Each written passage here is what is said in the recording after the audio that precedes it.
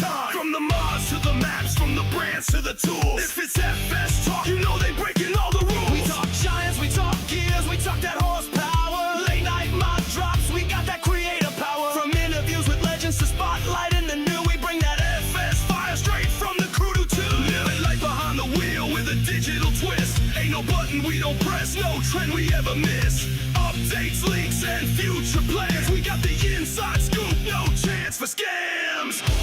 This is AgriBusiness, cranking up your farm life. From the field to the feedlot, under LEDs and skylights. Mods, maps, machines, they cover it all. Porches, kings of the farming game, standing tall.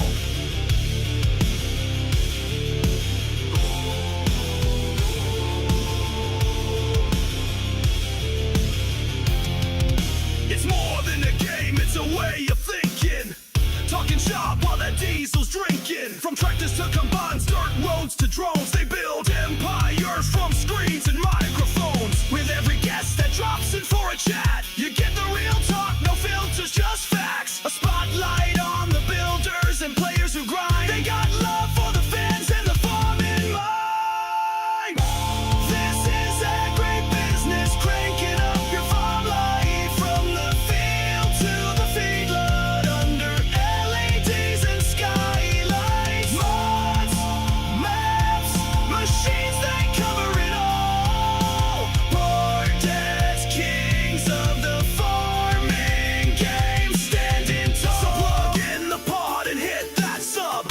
Roll out in style with your farming club. No fluff, just dirt, diesel, and truth. Straight from the FS underground on coast. AgriBusiness, rocking every ride with BDD, LT side by side. Whether you plow, seed, harvest, or buy, this is the voice of the farm life.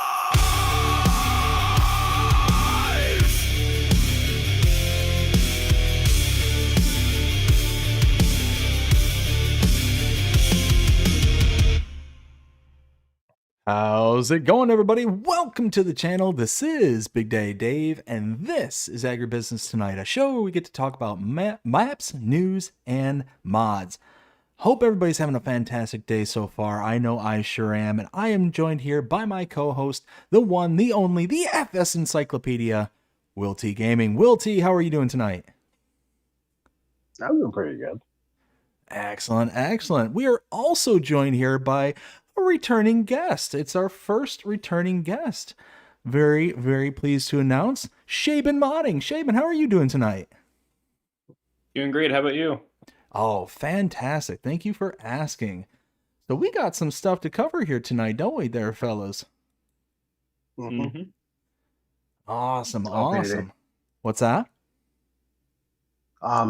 As soon as you go to read that name, he actually has it pulled up. He can just play it, so you can actually here. understand how it's pronounced.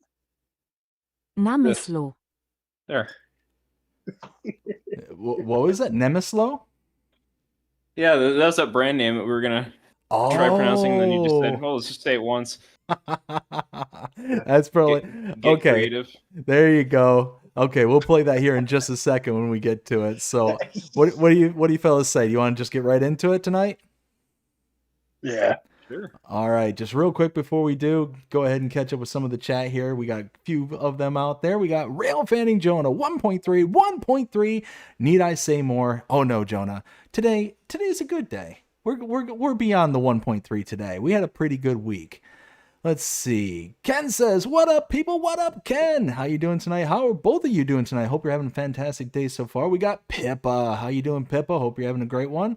Says, "Hi, BDD and Will T." What up? Pippa also asks, "How is everyone today?" Doing great. Thank you for asking. Ken says, Jonah says, "Ken, Pippa." Pippa says hi to Jonah. We got Ken says, "What up to Jonah?" Reaver time, Todd. Todd, how you doing tonight? Hope you're having a fantastic one so far. Says, "Here I am, well, to say hello." Well, how do you do there, Todd? Hope you're having a great one so far. We got Pippa saying, "BDD, your song is cool." It's our song there, Pippa. It is Will T's and my song for AgriBusiness Tonight. And I agree, it is really cool.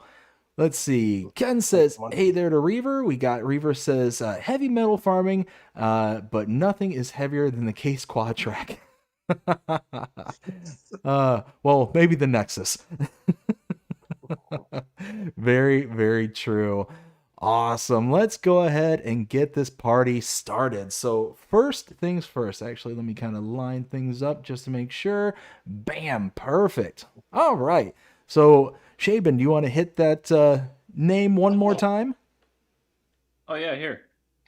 Give me a second. Whoops, wrong button. I want to do Namislo. Namislo. I should get a keyboard shortcut. There we go. Oh, so the next 8 mods came out over the weekend, actually came out yesterday, and you just heard the brand name there. So instead of saying it every single time and me just messing it up every single time with some kind of new pronunciation every single time, we're going to go with that pronunciation, and I'm just going to go forward with saying that these are all by JMZ, starting out with the Tiger 120. This is a roller and is 7.71 megabytes to install. A price point of $21,000. Required horsepower of 200 horses and 12 meter working width. Well, if we take a look at our closest comparable, as we always do around here, let's see. Roller everywhere, but not a drop to drink. Let's see. Closest one we have is the Vaderstat Rexus 1230. So that's going to start us out at $46,500. Required horses 120 and 12.3 meter working width. So we taking a look at the price point. That's about 20 grand plus more expensive, that Vaderstat, rather than this one mod by JMZ. Horsepower, that's a little bit of a different story.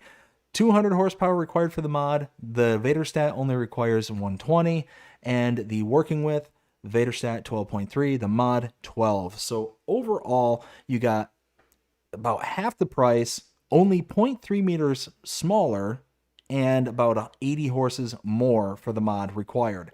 So overall, less than 8 megabytes to install. This is pretty solid.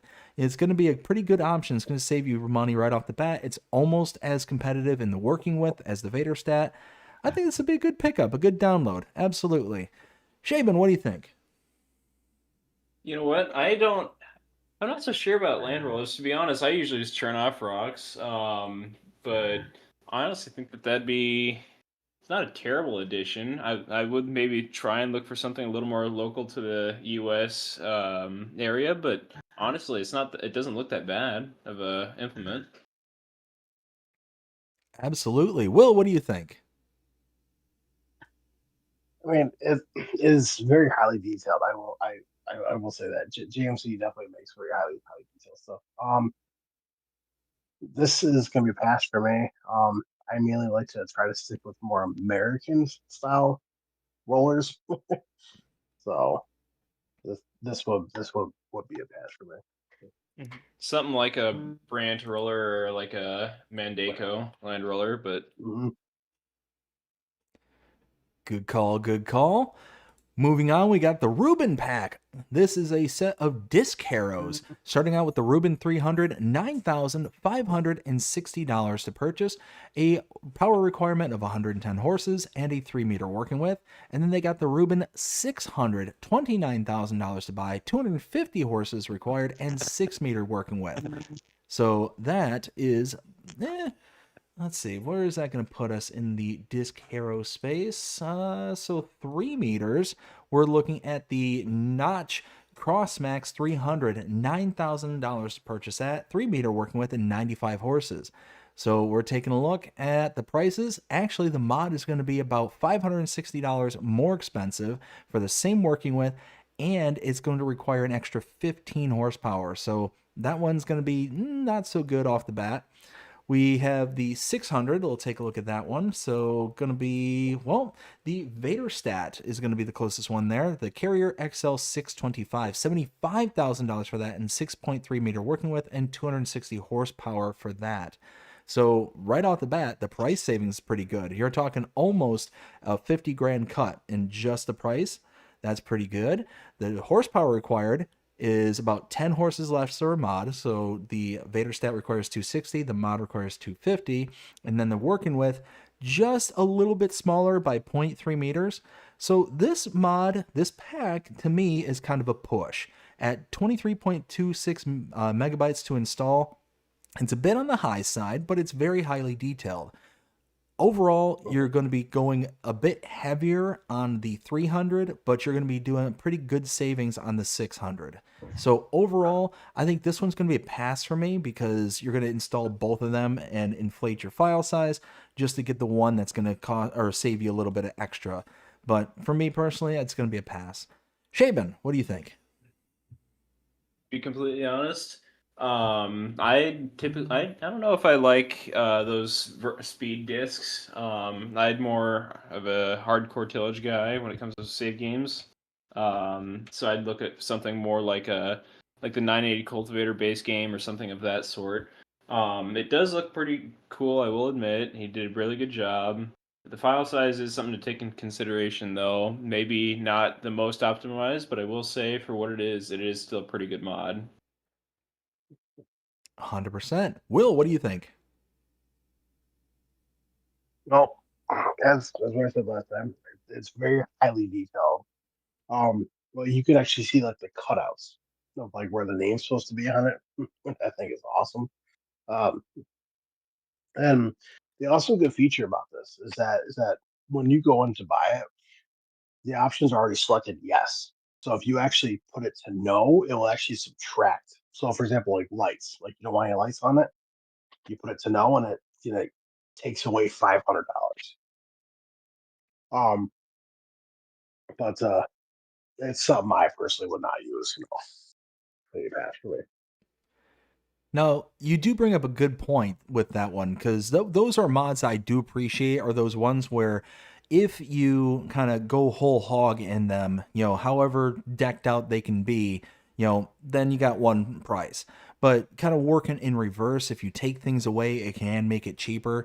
So it's really just kind of dependent on the starting point of which you're. So you're either starting from bare bones and you're spending the cheapest price, or you're starting at whole hog and kind of subtracting from there. I don't know. Either way is good. It's just one of those that I do appreciate the kind of different perspective from it. Mm-hmm. Mhm. Let's see. Next one we have is the Organic 600H. This is a cultivator, 18.23 megabytes to install, $17,500 to buy, 200 horsepower required, and 6-meter working width.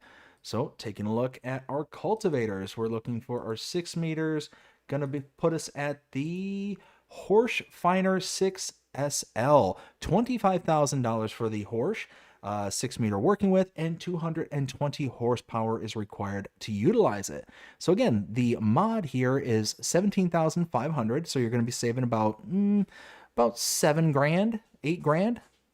Yeah, about 7.5. Horsepower required for the Horsch is 220. This one is 200, and working widths are both the same.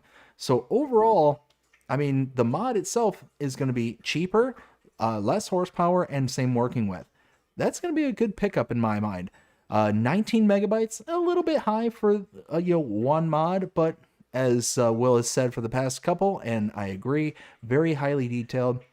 It's going to save you a little bit of money, and you're going to get the same amount of working with. So again, for me, this is a good pickup. Shaban, what do you think? Honestly, I think it's again another highly detailed GMZ mod. He did a pretty fantastic job with it. One thing I immediately noticed is looking at their Giants website. So the organic 600H is size of 18 megabytes, but their 700H model, maybe it's a different thing. I don't know how different it is, but that's only 8 megabytes. Now I'm not sure what all is different, what all has changed. Or if maybe he did some more optimization on that. Either way, I think it's still pretty cool. Um, but it's just another thing to take note of. Storage wise, if you're running low on slot count, or if you want to try and save some storage space, maybe go with like a cultivation pack or something of the sort. That's another thing I just kind of thought of. It'd be cooler to see all of this in one pack instead of having different individual downloads. But he Yeah. again, he did a pretty good job on it. Absolutely. Will, what do you think? Copy paste what I said. For all the previous ones. Um, it's gonna be a pass for me only just because for cultivators and disc harrows and like sessions like cedar, anything really. I'm more of like a proud guy who likes to stuff on wheels. I'm not a huge fan of the 3 point legged ones. So Gotcha, gotcha. All right. Well, next one is the Move 700H. If I can click on it, there we go. This is a mulcher, 8.16 megabytes to install, and a price point of $12,400, 100 horsepower require, and 7-meter working width.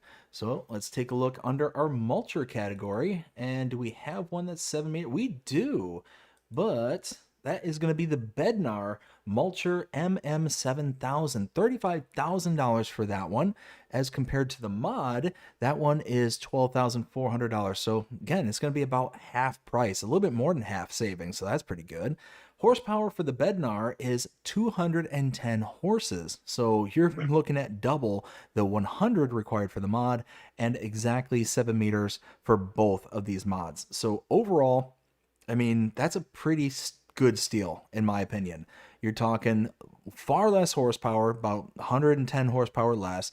You're talking about, what is that? About 17 grand cheaper than the Bednar, and same working with. And for a install size of less than 9 megabytes, I say go for it. Absolutely. Shaban. Um, I don't know. I feel so. I don't know. Three. It's just maybe one of those things that I'm not so sure I'd be using. Still did a good job. Still put together a good quality mod. But when it comes to me possibly downloading it, maybe I'd try it if I did an overseas save game or something like that. But currently, probably not. And Will? of course it's not proud. So that right there is gonna put a huge negative on for me. It is gonna be a pass, but there's also a very special feature about this mod, and it does not say it in here. Um, so it does say it says it's a mulcher, right? Mm-hmm. So if you put the tines that are like in the back, if you put those straight upwards instead of like at an angle, it's actually a weeder. Oh. So you can switch it between a mulcher and a weeder. So which I think is kind of nifty. But it's not trailed, so unfortunately. Oh, so it does say that the harrow with spring suspension is used for mulching stubble and removing weeds. Ken Adlam has become a member. Let's see. And just real quick, I just saw something pop up on my stream. Let's see. Ken with the 18-month member chat. Ken, thank you so very much. Greatly, greatly appreciate you. We do have a few other people who stopped in so far, so let's kind of go ahead and give them their shout outs. Ken says, a roller with the roller same with the disc harrow, LOL. Jaked up, how you doing? Hope you're having a fantastic day so far. It says, hey, ya BDD. Hey, Jake. Let's see. We got Ken says, the only thing different is the prices, LOL. Lisa, how you doing tonight, Lisa? Hope you're having a fantastic night so far. Says, hello, Mr. BDD and chat. Ken says, what up, Lisa? We got Farming with Outlaw Ag. Outlaw, how you doing tonight? Hope you're having a fantastic day so far. Says, hi, everyone. Ken says, hey, Farming with Outlaw. Jacob says, hey, Lisa. And we got Jonah says, hello to everyone. Let's see. Thank you all so much for stopping in tonight. Let's see. So what do we got going on here? So we got... Will, did you said what you wanted to say there on the Move 700, right? Yep. Perfect. All right. Next one we have is the Monster V. This is a subsoiler, 6.04 megabytes to install, $9,600 to buy, 185 horsepower, and 3-meter working width. So let's take a look at our subsoilers. And we're looking at, what was that, 3-meter working width? Gonna be the AgriSim Combi Plow Gold, $10,000 to buy that one. to start out with. 110 horsepower is required and a starting working width of 3 meters. So working width, exactly the same. Horsepower required for the mod is 185 and the AgriSim is 110 to start out with. So that one, actually it says 110 kilowatt and 150 horsepower. So let's go with the 150 rather than that. So that one's a little bit less on that one. And then the prices, $10,000 for the AgriSim versus $9,600. So about $400 cheaper for this one here. All in all, it's going to be $400 cheaper. It's 7 megabytes to install, less than, and same exact working with.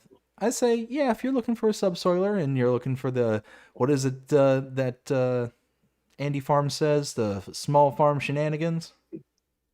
Small farm shenanigans. Yes, if you're looking for some small farm shenanigans, here you go. This will be a good fit for you. So, yeah. Shaban, what do you think? I'd honestly maybe go with if I was to choose one, I would probably go with the AgriSim Combi Plow, mainly because, yeah, the other one, the Monster V, it's only about, I don't know, it's like $400 cheaper, but in that same thing, you also it requires more horsepower. Now whether that's because of Harrow in the back or I don't know what the specs are, but maybe I'd feel like it'd be maybe more worth it to go with the base game subsoiler in this case. Still, he did a good job though when it came to the animations, the depth selection. He did all of that, and that he did a pretty good job. Couldn't agree more. Will? Also 3 meters. I can already tell you it's out.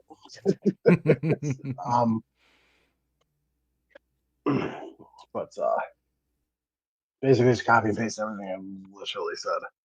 All this mods. Come on, Will. You don't want to go 3 meters at a time on Alma? Oh, no, I don't. You do, but not me. Nah. Nah.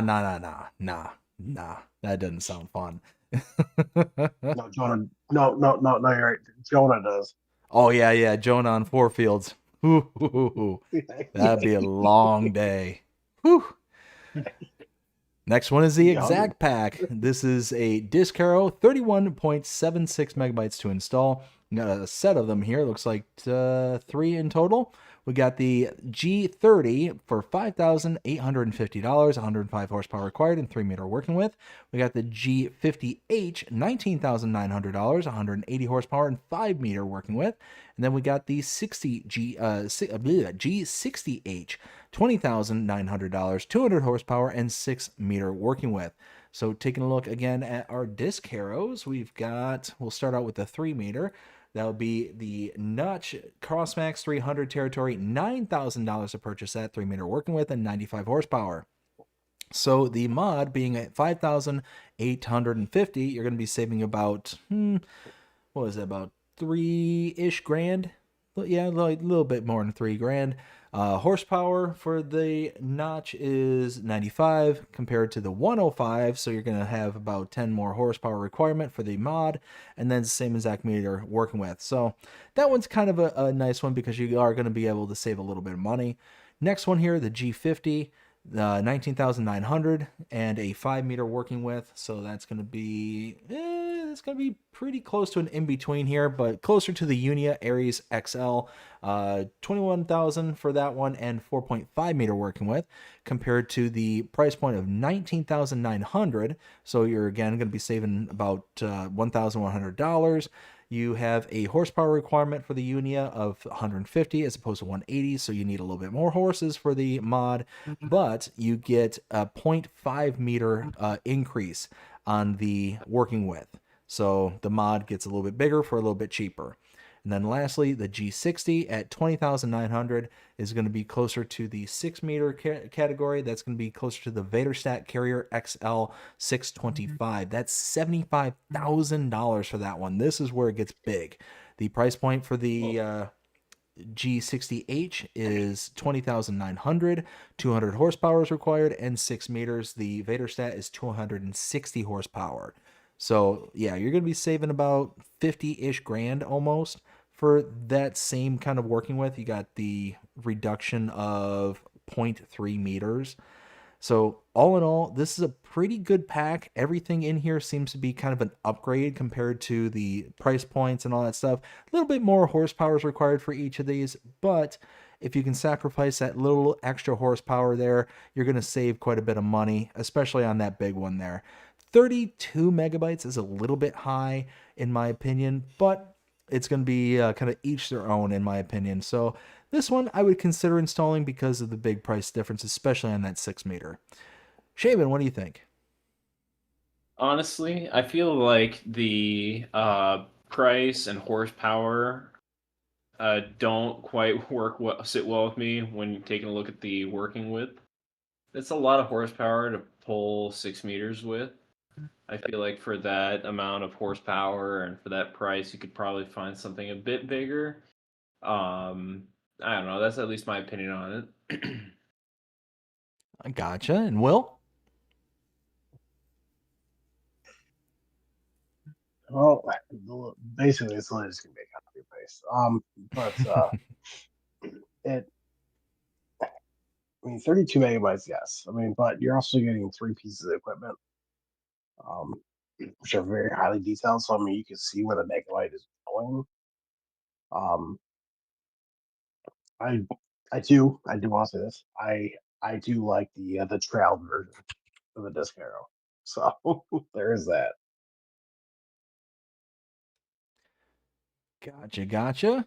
All right, the next one is the EasyFlow 600H. This is another disc arrow, 18.83 megabytes to install, price point of $25,000, 240 horsepower required, and 6 meter working width. So again, that's going to put us back in the Vaderstat territory. Again, to kind of give a highlight, $75,000 to purchase, 260 horsepower, and 6.3 meter working width. So when comparing it, you're talking it's going to be 50 grand cheaper for the mod.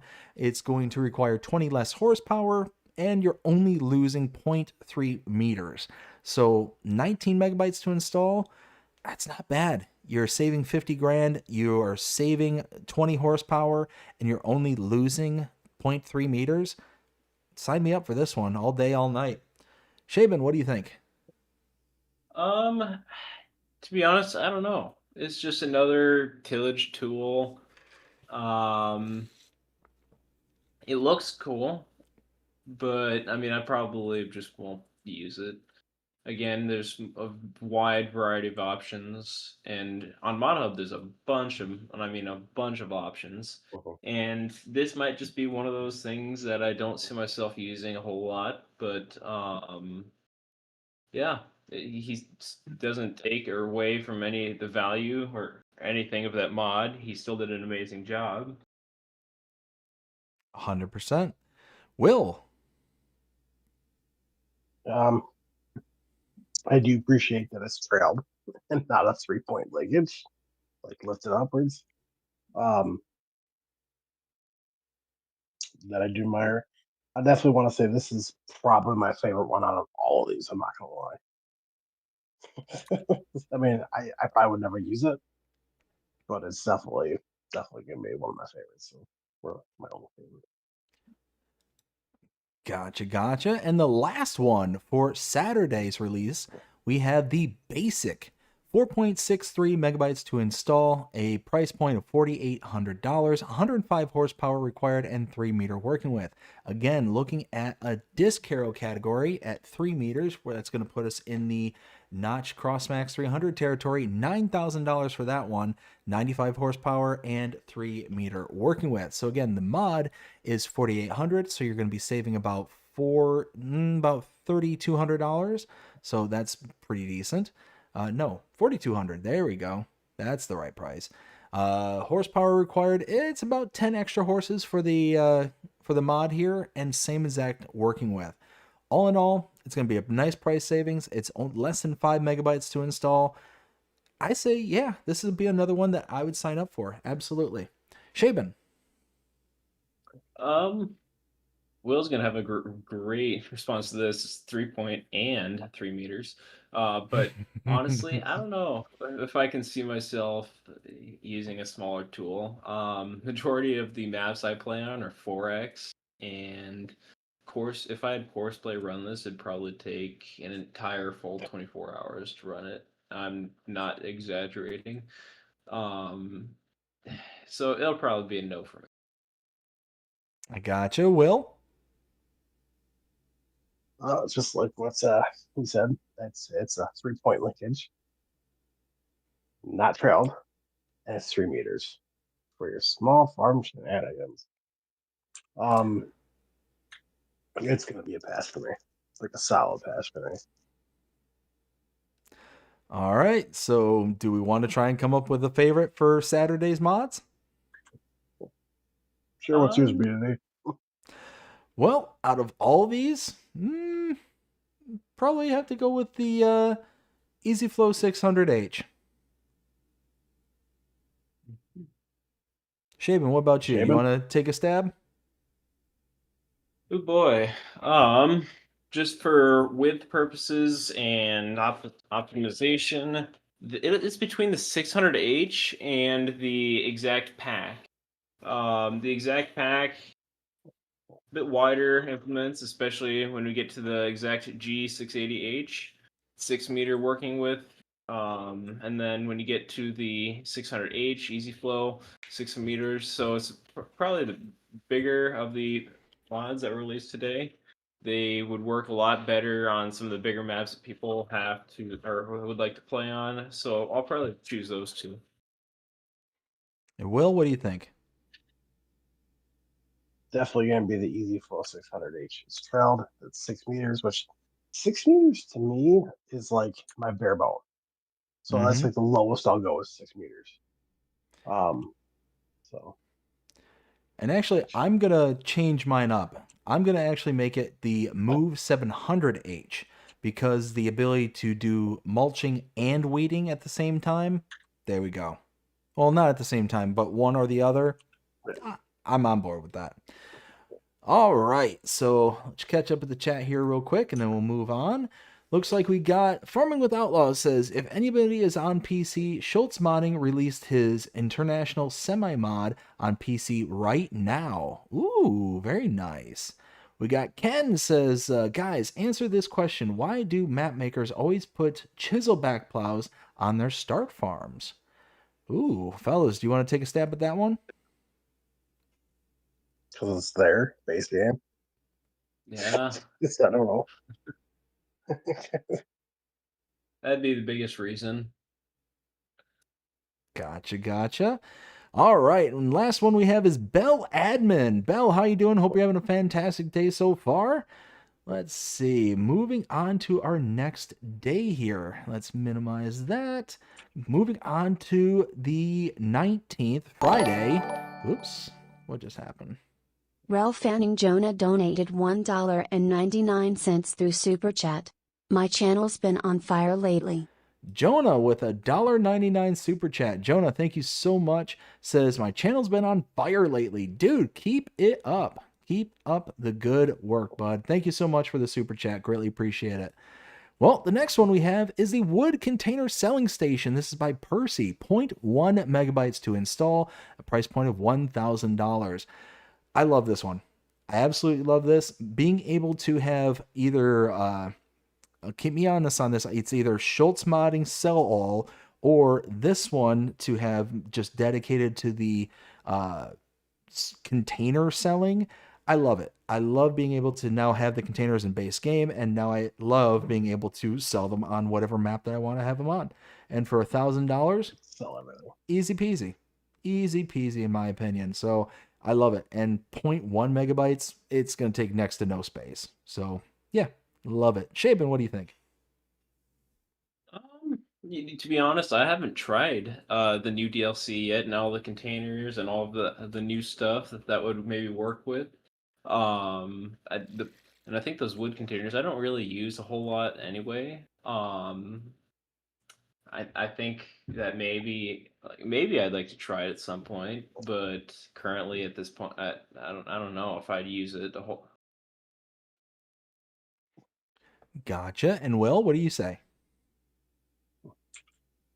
Well, I mean, for it only being 0.10 megabytes, I mean, it's tiny. But I mean, I already have sell everything from Schultz Modding, so I'll just stick with that. Gotcha, gotcha. All right, next one we have is the Okrama JH series by SMI Modding Team, 26.27 megabytes to install. It looks like we got 1, 2, 3, 4, 5, 6, 7, 8. Yes, 8 separate implements here in the Disk Heroes category. We'll go with a couple of them here, starting out with the Okrama Jekyll 300, $4,000 to buy, 100 horsepower required, and 3 meter working width. We got, well, funny enough, we got the Jekyll, and we also have the Hyde 300. Again, $3,500 for that one, 130 horsepower required, and 3 meter working width to start. Also gets up to 3.5.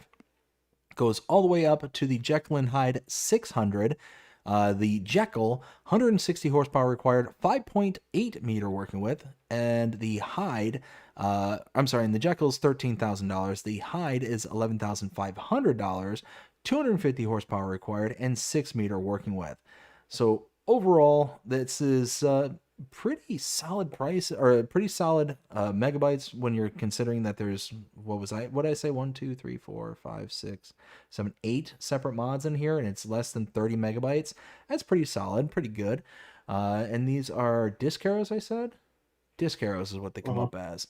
So again, taking a look at that, the Crossmax, which is the 3 meter implement, looking up at the very top there at the Jekyll and the Hyde 300s, price point of $4,000 for the Jekyll, $3,500 for the Hyde. So that is about, what is that? $6,000 to, yeah, $6,000 to $7,000 less expensive than the Crossmax 300. Same working width at 3 meters. And horsepower requirement for the Crossmax is 95. These are 100 and 130 respectively. So a little bit more in the horsepower, but several $1,000s cheaper for that one. Then going all the way up to the top end of the range, the 600s here, the Jekyll and Hyde. Let's see, that's 6 meters for both of these. Well, almost 6 meters for both of these. Going to be the Vaderstat again. That is at $75,000. So both of these already, $13,000 and $11,500, is significantly cheaper. And the Vaderstat is 6.3 meters. The Jekyll is 5.8. The Hyde is 6. So you're talking at maximum, you're missing out on 0.5 meters. And 160 horsepower for the Jekyll and 250 horsepower for the Hyde. The Vaderstat requires 260. So overall, everything from the 3 meter category and the 6 meter category is either cheaper, either the same working width, and less horsepower. Same thing with the Hyde. Same thing with the 600 category, the 6 meter category. It's cheaper, less horsepower, and either just slightly smaller working width, but not enough to be such a huge difference that it's going to be a royal pain. So overall, this is pretty solid. Again, less than 30 megabytes. It's a lot, but you're getting a lot out of this pack too. So I'd consider installing this. Absolutely. Shaban, what do you think? It's another tillage tool for me. It's definitely got that coolness factor. I like it. I like it. It's not vertical tillage. It's actual tillage. It definitely did a good job. SMI has been known to make some amazing stuff. I do. Is it something I'd maybe consider seeing myself using? Probably not. But like I said, if I did some sort of overseas game, I'd be more than happy to try it. Gotcha. And Will, what do you think?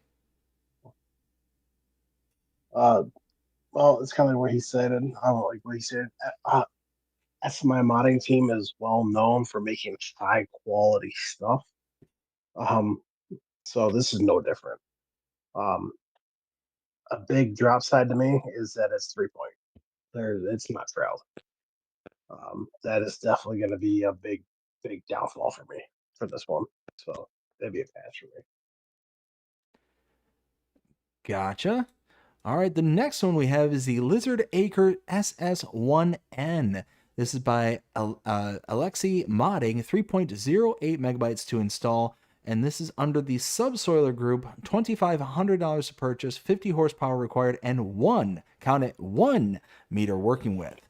So, this is going to be a big old implement for everybody here. Now, this being a subsoiler, Jonah. this is one.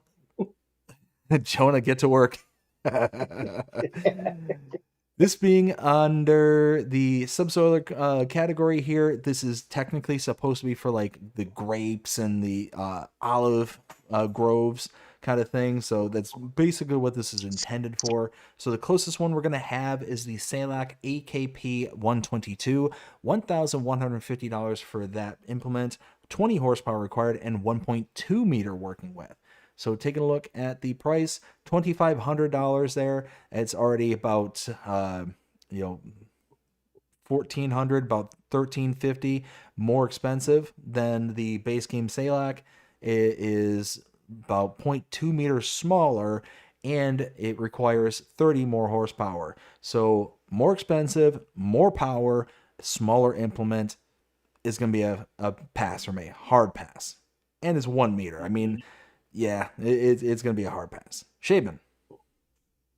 Honestly, the only thing I downloaded for is just see how long it takes to do like 100 scale acre farm. Just try it out. Just out of pure. Oh, okay, I'm bored. Let's see how miserable we can make horseplay. It take at least 20 minutes to generate the course. Oh yeah. Will, what do you think? This is going to be a hard pass for me. This actually kind of reminds me of those things that they have that they used to put drain tiles into the fields. Oh yeah. So, but no, it would be a hard pass for me. I have no use for those. So, I mean, somebody out there does. But, Yeah. Oh, for sure. All right, next one we have is the Concrete Block Garage. This is by Radix Games, and it's 33.56 megabytes to install, $45,000 to buy. Looks amazing.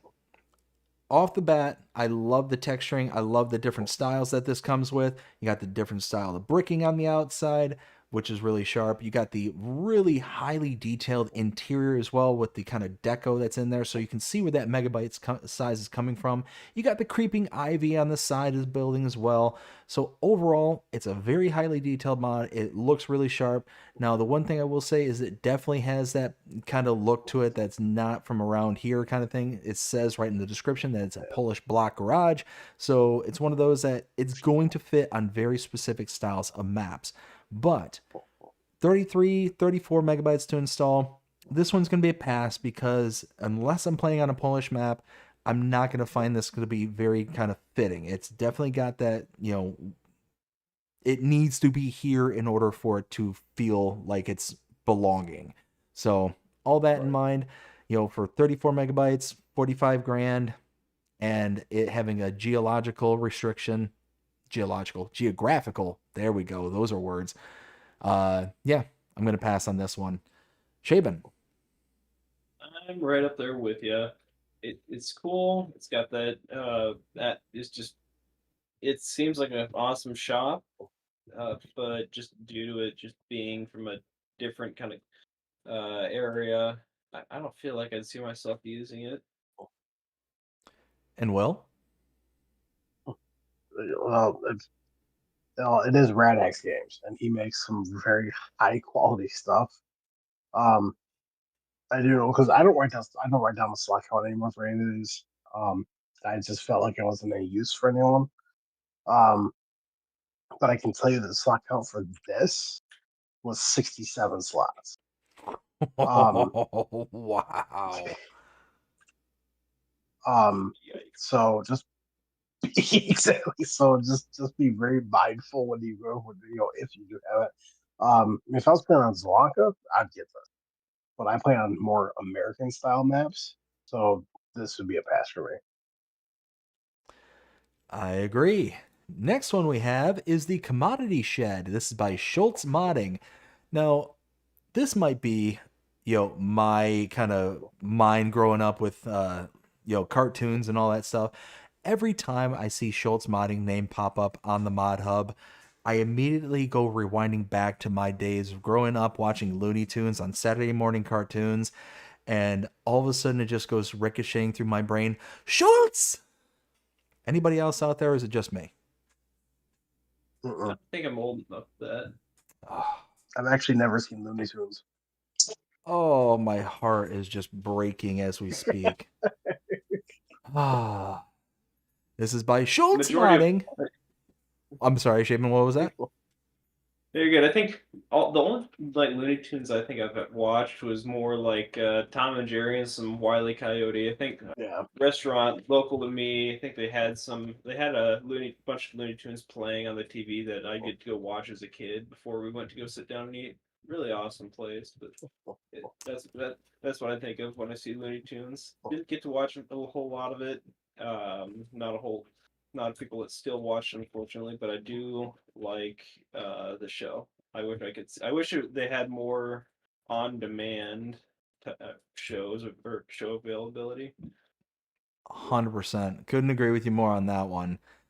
Anyways, Schultz modding 3.12 megabytes to install, and we have a price point of this for $45,000. Now, these are placeable sheds according to the category, but the first one there is the production, and this is going to make a wee bit of TMR. So we've got $45,000 to purchase. Your inputs on this is hay, silage, and straw, and your outputs can be hay, silage, straw, and TMR. So the recipe is 500 hay, 500 silage, 200 straw, yields 1,200 liters of TMR. So everything adds up, everything works good there. And then you have the actual commodity shed itself. So for 10 grand less than the production point, you get just a shed. So overall, I really like this one. Less than 4 megabytes to install, less than 50 grand to purchase, even for just the production point of this. And I mean, it's just a basic shed. That's what I like about it, is just that kind of KISS methodology. Keep it simple, stupid. This one is definitely right in there. I like it. I like it a lot. I'd install this. Shaban, what do you say? Honestly, I can see it kind of being used in a lot of different places. Um, I do love it. I think that it's a great overall shed. I think I can see it being used on maybe a bunch of different what was it, geographical region or different people from a bunch of different places using it. Um, yeah, I think I like it quite a bit. Did a good job. And Will, what do you think? I love this. As soon as I saw it, I'm like, hey, like perfect. I feel like if you want to make TMR and you want to make it fast, this is the way to go. Because this thing does produce TMR, like you'll blink and it'll already be almost full. It produces so fast, like I'm not even kidding. Um, and uh, it it is nicely detailed. Just a fair bit of a warning. If you want to activate the lights for it. So I'm on like the main mod hub page. If you're looking at it, because you'll see the picture, you see comedy shed with the those money at the farthest bay over, right at the beginning on the concrete area on the wall. If you walk in just a little bit, you'll find the light switch. It's like buried in the concrete, just to let everyone know. Um, but overall, I mean, yeah, I mean, I do like it. Um, I know a mod that Shaman would absolutely love when it gets released from all platforms. Let's hear it. Which we talked about in Farm Sim News last week. But Shaman, you know who Legacy Ag is, right? Yes, I do. Yeah, because he's making like a huge comedy shed. He's got like a huge bunker on the outside. And then like inside you got your different areas, and you even have a part that you can pull in your feeding wagon and load it up. That's cool. Huge. Huge. I'm excited. Very nice. All right, and I think we're on the last one here for the, or no, wait. That was the last one for the 19th. So, those 5 mods. Gentlemen, what was your favorite? Shaben. Oh, probably the commodity shed. And Will? Commodity shed. Commodity Shed 343. Schultz modding. Good on you. Let's go ahead and catch up with the chat here real quick. Let's see. Looks like we got Reaver Time Todd says, do you mean Schultz in Hogan's Heroes? No, I don't mean St. Schultz in Hogan's Heroes, but I'm not aware of it.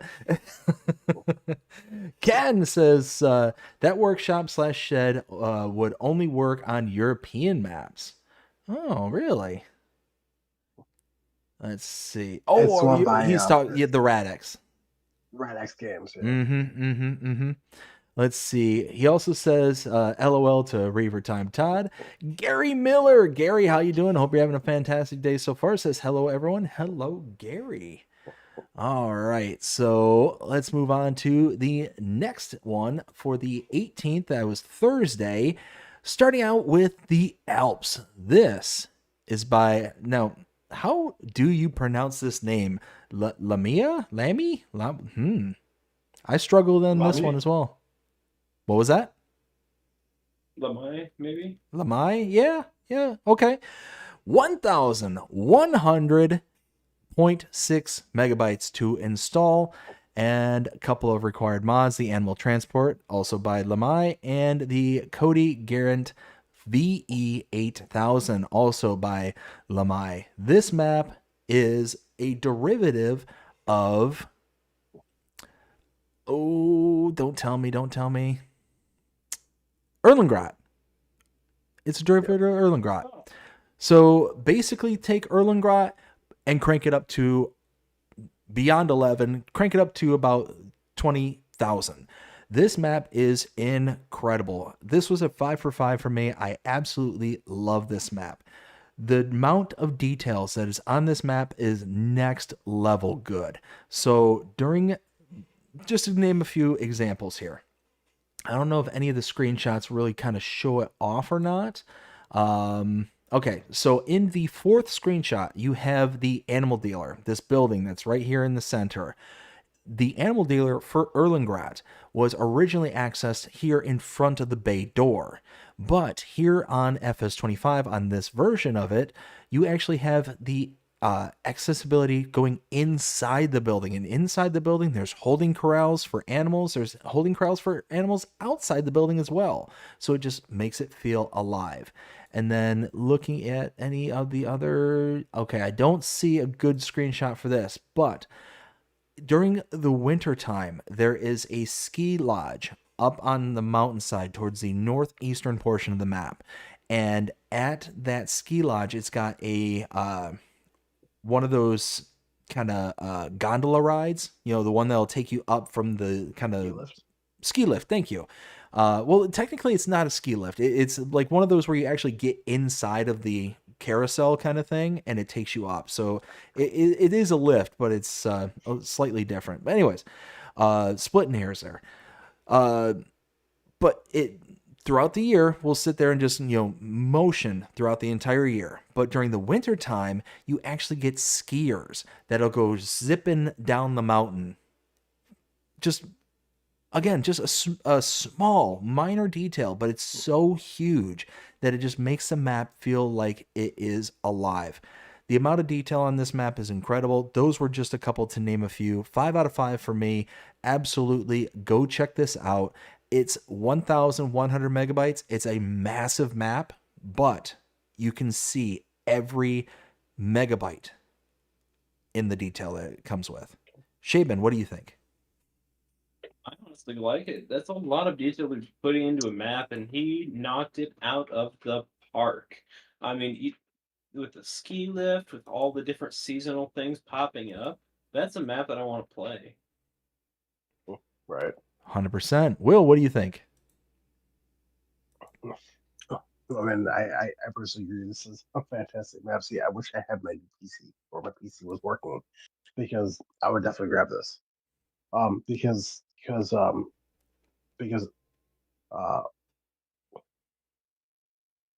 1.1 gigs. That's a lot. Um, it's very close to the 1.3. But like the level of the amount, like I would play this over Elgrad any day. I love like the first screenshot where it actually shows all in winter. I think it looks fantastic. I mean, to be able to go inside the the uh, the the animal station, Mm-hmm. I think it's absolutely fantastic. The animal dealer, um, and to actually see like the skiers go down the hill during the winter, I think that is bananas. If you ask me, I Well, I absolutely love it. There are two required mods, but it is what it is. But overall, I definitely love it. And this map has a 4.3 star rating by 343 people. and my personal opinion, that's criminal. It should be much higher than that. So, a couple other details that just dawned on me is that in the mountainside, I don't think there's any pictures of it here. I wish there was. So, on Erlengrat, if you two had ever played it, there's a bridge way off in the distance. It's like outside the boundaries of the playable area, kind of thing. And Yeah, on that bridge, you actually have the train that'll go by on that bridge during certain intervals as it kind of makes its lap around the map, kind of thing. yeah, That one there again just makes it feel real, makes it feel alive because you got things beyond the borders. Will pointed out that kind of winter scene there. The outer periphery also changes along with the winter time. So again, yeah, it feels like it's a part of the map. You just can't necessarily approach it. To me, those are the kind of maps that are the ultimate, is when not only does that outer periphery that you can't get into, not only is that paid attention to and is kind of made a part of like the actual integrity of the map. It looks like the map, it just continues on beyond the borders, but having it kind of interactive, with the map itself, with the kind of winter effect and all that stuff. Again, absolute mwah, chef's kiss. The other thing I wanted to point out too is the starting farm.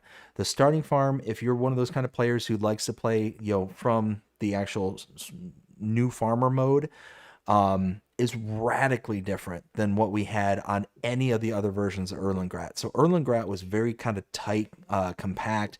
You had a cow barn that was right there in kind of the center of everything. You had the starting house and everything kind of stacked up right alongside of it, and just kind of hemmed you in very much.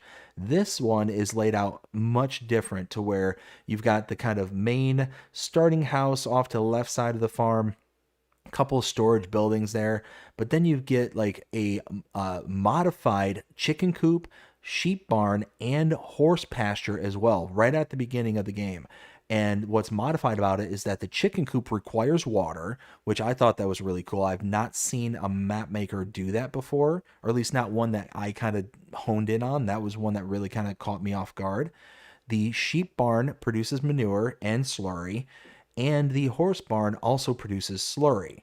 So all those things, in addition to the fine details from this map. Again, mwah, chef's kiss. Love this map.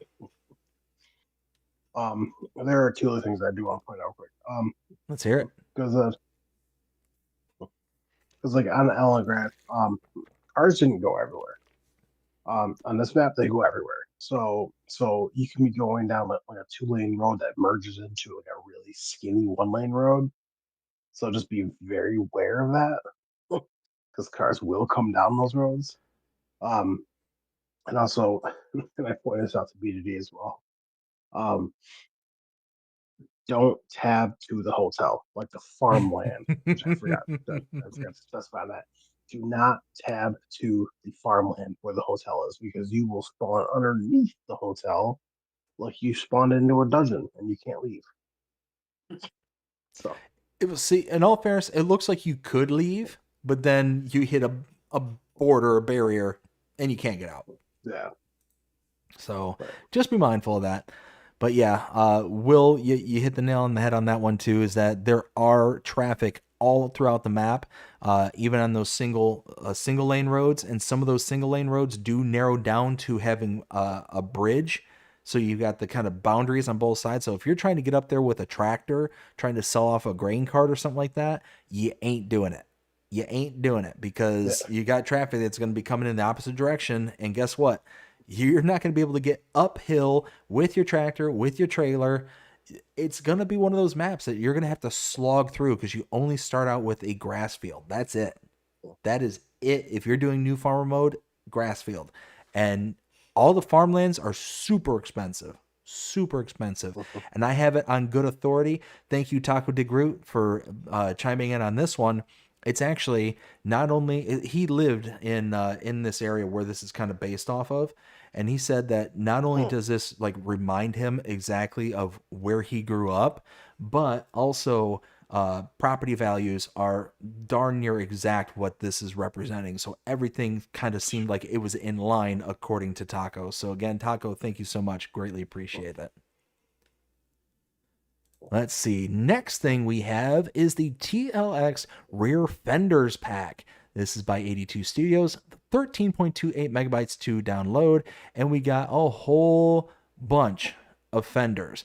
Now, what I liked about this pack is that this goes along with the Phoenix Semi-Truck pack, or the Phoenix Semi-Truck. And these are basically attachable rear fenders for your truck.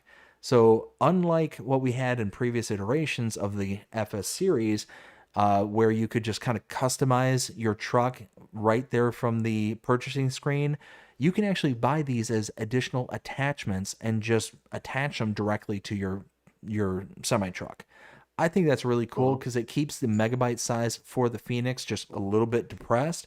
And if you want the kind of finer details within this pack, there you go. You can download it for an extra, 14 megabytes, and you've got multiple options to kind of jazz up your truck as you see fit. I like it. If you have the Phoenix semi-truck, I say install this one as well. Shaban, what do you think? Honestly, I think that's honestly a really cool little addition. It reminds me of back in FS13, FS15, where you could have attachable duals and all that stuff. Attachable fenders is something I think is really cool. I hope other modders try and do something similar where you can have configurations that are attachable. I think that'd be amazing to see more of. 100% agree with you. Will, what do you think? Well, I think overall it's a really nifty idea. Is it something that I would do? Not necessarily. The only thing I don't like is that it requires the truck, which I get why. But the one thing I do want to say, and this also goes for the next mod we're going to talk about, 82 Studio literally did state that any modder can implement this to to their truck. So anyone can implement that feature for these two mods, this one and the next one, to be able to go with their trucks.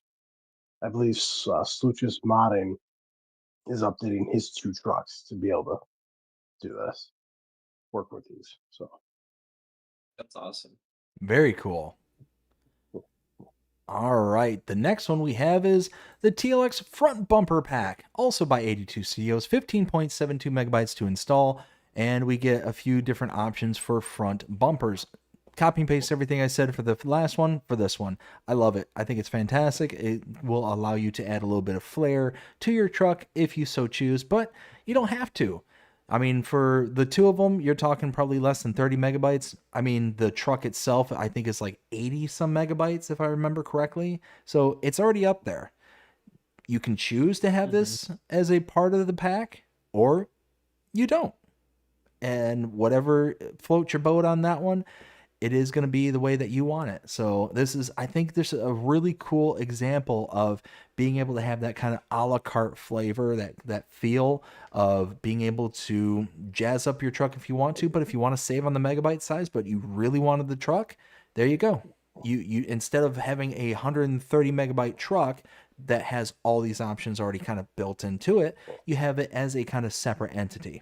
I think that's fantastic. Shaben. Honestly, again, I think it's amazing to see that he's implementing this and kind of giving a general push to the modern community to, hey, try some. I still think it's an amazing thing. I still think it's great to see him implementing stuff like this. I'm excited to see more. 100%. Will. Basically, really just copy and paste what I said previously. Copy and paste. I love it. Let's see. Next one we have is the Polish pasture for cows. This is by Quester. 16.34 megabytes to install, $25,000 to buy, and 21 cows can fit into this. So this looks like just a small little itty bitty pen pasture kind of thing going on here for your cows. Overall, it looks, like I said, it actually looks, for the kind of profile that this has, being such a small pasture, it looks really nice. You got the kind of building with the like milking kettles on the outside. You got the nice creeping ivy on the side as well.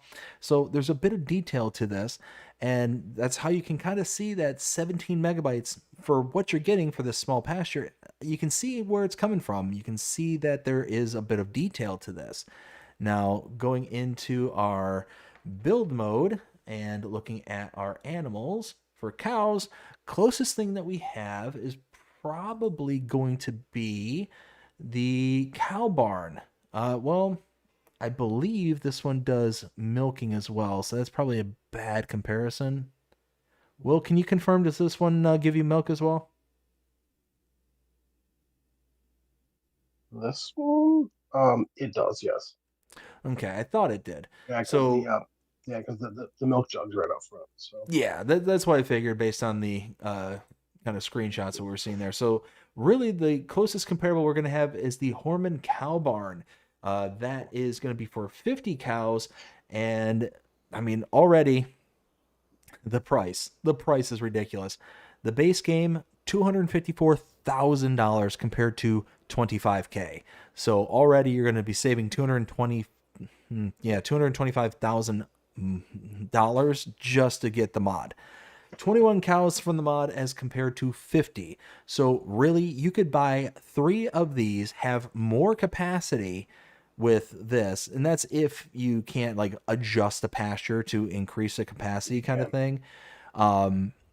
But you could buy 3 of these in theory at 21 cows a piece, have more cow space, and still spend less than the base game and get all the same functionality as you would with that base game. So overall, if you're on a Polish map, because this does say Polish pasture, so you do kind of get that kind of restriction for the map that you're going to be on. But if you're on a Polish map for 17 megabytes, not too shabby, in my opinion. So I would consider getting this one. And it is kind of universal enough to where it's not really going to clash if you put it outside of a Polish map, in my opinion. People may argue with me on that one, but to me, that seems kind of ambiguous enough. So overall, I would install this. Shaven, what do you think? I don't know. I feel like it does provide a great opportunity for players who want to get into cattle but don't want to spend $250,000 on a cattle barn to get in. I feel like it provides a great opportunity for them. It doesn't seem to be extremely like geographical region restricted. I can see different people from different places using it. I'd probably give it a download. Excellent. Will, what do you think? it looks good. It's very highly detailed. That I do know. You can expand the fence on this, which is nice. Overall, I think it is better than like better price range, everything else from the base game. Would I personally install this? No, but it does look good though. Excellent, excellent. Next one we have is the Modern Car Garage. This is by ICUS, 2.22 megabytes to install and $15,000 to purchase. I mean, it's ICUS, it's a download. Let's just leave it at that. Shaban, what do you think? Yeah, that's a yes for me. And Will, do we really need to ask you? Nope, you can just keep moving on. 'Cause you know what I'm gonna say. Moving on, we've got Oh, the. I do want to say one thing real quick though. Let's hear it. This garage actually matches up perfectly with this mouse, with this house that got released last week. Oh, nice. So Awesome. All right, moving on. We've got the Massey Ferguson 8700S by LS Egrar Ole. 45.95 megabytes to install, $250,000 starting price point, 270 horsepower also starting. So looking at this one, let's go ahead and back out of this and go into tractors. Now, this is considered a large tractor at 270 horsepower to start. So really, that's going to put us right at the bare minimum. The Valtra S series is going to be our closest comparable. So 254,500 for that one, and 280 horsepower to start out with the Valtra. So looking at this, 250 grand to start for the Massey. So you're going to save about $4,500 right off the bat. 270 horsepower compared to 280 for the Valtra. So you're going to be losing out on 10 horsepower, and you're going to have to install this at nearly 46 megabytes. So me personally, this is going to be a pass. Going to be a hard pass. I mean, yeah, you're going to save a little bit of money, but you're also losing a little bit of horsepower. And at 46 megabytes, it looks fantastic. Don't get me wrong. It looks great. I'm sure it functions just fine.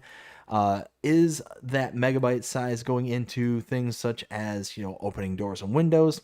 Possibly. I don't see anything in the screenshots that would indicate that, but nope, Will just confirmed. So as people may know here, I'm not huge on the doors and windows opening and closing. That's not a huge feature in my book. Certainly not enough to crank up the file size the way that it can. So yeah, overall looks good. Just not going to be one that I download. Shaban, what do you think? Yeah, I mean, I don't know if I can say a whole lot. I mean, I had my S7 that I did do the door opening, and I did do a couple of other cheesy little things, but I at least edited enough, like added wheels, I added US spec configurations. I at least did enough to justify it. I'm not so sure that this I'm not so sure if I'm qualified to judge, but if I had to say, I'd probably say the same thing as you. Opening doors and windows is cool, yeah, but I feel like you need to add more, or maybe not a whole lot, but at least some to make it worth the download. I agree. Will, what do you think? well, and it does look absolutely fantastic in it, and one here knows that I absolutely love. Like the realism of having to like open up the door, get out, and get in, close the door, do all that kind of stuff. Um, it is going to be a hard pass for me, especially because that that download size. Plus, I'm not a huge Massey Ferguson guy. But I mean, hey, if you're big into Massey Ferguson and you want this, go for it. Like, I'm not stopping you. And neither are we. Just our own opinions.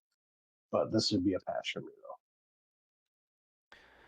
though. Gotcha. Next one we have is the Matry BMM85. This is a trailer by Simulator Games and Pipic H. 12.17 megabytes to install. We have a capacity starting out at 9,000 liters and a price point of $18,500. So my arbitrary standard is I try to keep it as close to 1,000 liters per, or $1,000 per 1,000 liters. So this one is almost $2,000 per 1,000 liters. Actually, a little bit more than that. So right there misses the bat right off the rip. And then 13 megabytes. I mean, it's not that bad for a trailer this size. And all in all, looks good. It does have pretty good details to it. it's not a brand that I'm familiar with, so certainly not one that I'm loyal to. So overall, It's French. they're French. Oh, well then that's disqualifying all on its own. Joking, Wow. joking, jokes. Just a joke. Wow. French guy already he lost the conversation. Already waved white flag. Yeah. But no. So overall, He's clenching his baguette. Yeah. It's like, I apologize. So overall, this is gonna be a pass for me. It's just not the right price point. It's not the right file size. It's not the right brand for me to kind of overlook all those gaping things that I look for. So this is gonna be a hard pass for me. Shaben, what do you think? Yeah, no for me. I typically like 4-wheel wagons, something like a Brent grain train or something of that sort. I'm not much for 2-wheel wagons. Yeah, that's kind of where I'm at. And Will? Now this has nothing to do whether it's French or not. I'd like you to be aware. I personally, I mean, I don't really use this brand very often. Um, it it it is a great looking trailer. Don't get me wrong; it's very highly detailed. Um, but it is going to be passed for me. I use certain trailers in the game. This is not going to be one of them. So, I don't know why, but Will, when you were saying all that, it has nothing to do with the French. I don't know why, but my brain went to the movie Austin Powers. Have you seen any of them?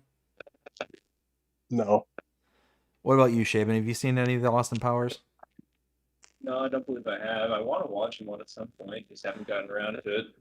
So I think it's the third one. I think it's called Gold Member, if I'm not mistaken. There's a scene where Austin Powers is talking to his father, I think his father's kind of monologuing kind of thing. And the father's like, there's only two things in this world that I can't stand. It's people who are intolerant of other people's cultures, and long pause, and the Dutch. And I don't know why, but when Will started talking like that, that immediately just went into my head, and I just started chuckling. Anyways, now that I've completely derailed the show. Well, now because he said that, someone from France is gonna watch this, and the second he goes there, he'll be like, "No, get out, get out, get out." Like I said, it's just jokes. I don't have anything against anybody. It's just a joke. Moving on, we've got the John Deere Gator TH6x4. This is by Sluches Modding. 22.61 megabytes to install. A price point starting out at $7,999. We've got some other components that can be purchased with this, but let's focus on the actual card itself. So $8,000 for the cart, 23 megabytes, and you get all these different attachments that go along with this. So you get like what looks to be a flat deck trailer, a sprayer, tipper trailer. We got looks like a lime fertilizer spreader in the background. Overall, it's pretty nice. We got a dozer blade in the front there. I like it. I like this. It's got something that's going to have a little bit of utility to it, as well as being able to kind of do a bunch of stuff with it. We do have some stuff here in base game that is kind of similar to the Gator. We've got, I think it's the Kubota base game. Yeah, so we got like the Kubotas, and we got the Tiger car from Antonio Carrero and stuff like that. But this one I like more than those ones, regardless of price, because I don't feel like there's a good comparison, quote unquote, especially because this one has far more tricks up its sleeve with the attachments. So because of those attachments, I say download this. It's going to have a little bit more utility than any of the base game stuff does. Shaben, what do you think? I honestly like it. It reminds me a lot of BSM's Gator. I think he made something like that, maybe like a generation older. It definitely reminds me a lot of that. I would definitely look into downloading it. He looks like a pretty solid job on it. Um, it again, it's like an old classic Gator. Who doesn't love him? Right. I agree. Will, what do you think? Well, it's John Deere, so we all know him and love it. I mean, if FBC was something going, if I had anyone that was on there, I would totally install this. I definitely agree. I don't know how I feel about it though. Like I do like it, but I don't know if this was like plans like in his own head or if he like took ideas from BSM, which is Black Sheep Modding. Because Black Sheep Modding made a Gator with exact same configurations. Mm-hmm. So I think I mean, Yeah, his was also released for FS25 a little bit prior to yeah, this. yeah. So I mean, the Gators are completely different. Like the Hmm. looks of them, the way they're set up, are completely different. I don't know. Well, and I know that Switch's modding, a lot of his stuff that's in his pack is unrealistic capacities, unlike Flash Sheet moddings. So I don't know. I mean, I do like it, but I'd probably stick with Black Sheep moddings, honestly. I'd be curious on what like model year BSM's from, because this says that it's from 2007, so maybe it's like a different like model year kind of thing. So there might be some like slight variation differences between like maybe if BSM's is a little bit newer or whatever the case, maybe a little bit older. I'm not quite sure. Hmm. I'm gonna Let's look that up actually. See when they were made. let's see. I think the last thing we have here for the 18th is an update for Rodimer Island by Marnew Mapping. So this is for changelog 1.2.1.0, and it says no new save game required for the changes. Added missing paintable textures plus some extra. Fixed LODs for certain tree types. Added stubble destruction for grain crops and added spring wheat and barley. So overall, when I did my update video, I had no idea what an LOD was until Will reached out to me and said, "Hey, BDD, LOD level. Oh, was it level of just no. Oh goodness, I had it and now it's lost my brain. Level of Just detail? level of detail. Level of detail. Mhm. There we Yeah, go. well, 'cause it can stand for two separate things. So it can either stand for level of detail or line of distance. But in this case, though, because he's referring about the trees, that's level of detail. So Yes. So level of detail seemed like that was all brought up to speed. So everything I tested out and looked at seemed pretty good. So glad that this is updated and good to go. So, and gentlemen, I, oh, I I do want to say one thing about this. Thank you. They're uh, um, I don't know how you pronounce that. Um, Marnun Marnunix mapping. Marnew. Um, I do want to say this. Thank you for saying no new save game required for these changes. Thank you. Be definitive. 100% agree. So, gentlemen, what was your favorite for the 18th?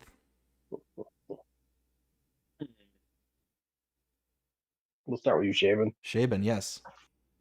Probably I think I come back to me. I'm still thinking about that. There's a couple of good ones here. Will, what do you think? Well, for me, it's going to be a tie between two of them.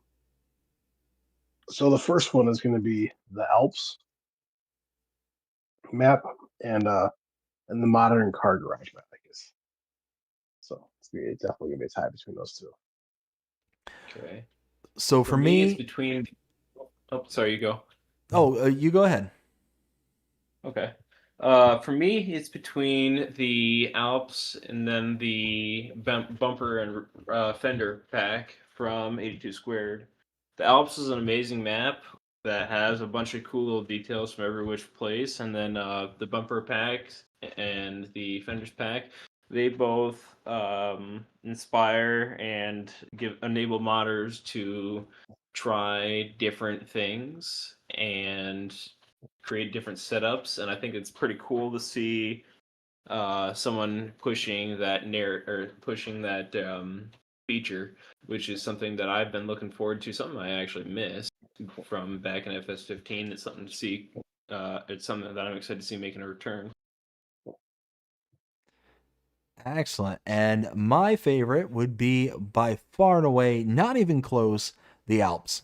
It is such a gorgeous looking map. Erlengrad by itself was a beautiful map. This map, like I mentioned before, just cranked it up to 20. I think that this was something special, and I will be keeping an eye out for this map maker in the future. I hope that they have future plans doing other things, maybe even taking some old maps and doing what they did here and kind of modernizing them, bringing a certain level of detail that didn't exist prior. Because wow, I could imagine some maps out there that if they got their hands on could be something special. Just saying. So yeah, the Alps for me by far and away. Let's see. Let's go ahead and check out the chat and see what everybody's saying up until this point. So it looks like I left off with, I believe I left off with Jonah says, where is the John Deere baler? So from what I understand, Jonah, and Will correct me if I'm wrong, that baler, the baler I believe you're referring to is the round baler with the collector. That is still being pushed out, but was released for PC and Mac players currently, correct? Mm-hmm. Yes. So Custom actually sent me an earlier version of the baler and gave me the ability to test it. It's an amazing baler, and I can promise you it's worth the wait. The reason they push PC releases earlier is because Giants' wait times and testing conditions may vary, and if something's good enough to the point where they believe that the general public is ready for, then they'll try and push for that PC release early. And then if Giant spots stuff and fixes stuff, they'll update that, and then then they do the console release, that's when they'll final PC release, I believe. It's a great baler, and if you're on console, I can promise you it's worth the wait. I agree. Let's see. We got Todd says it's bananas. Bananas. I don't know what that is regarding, but I love it regardless. Probably too cold to grow bananas though. I'm hoping that he's referring to the actual map. I'm guessing. Fingers crossed at least. Oh, Ken says, I plan that Erlengrad remake map, but the download file is too high for me to bring it to console. You know what? I can completely understand that. It's going to take up, I believe, don't we get like 8 gigs or something like that on consoles?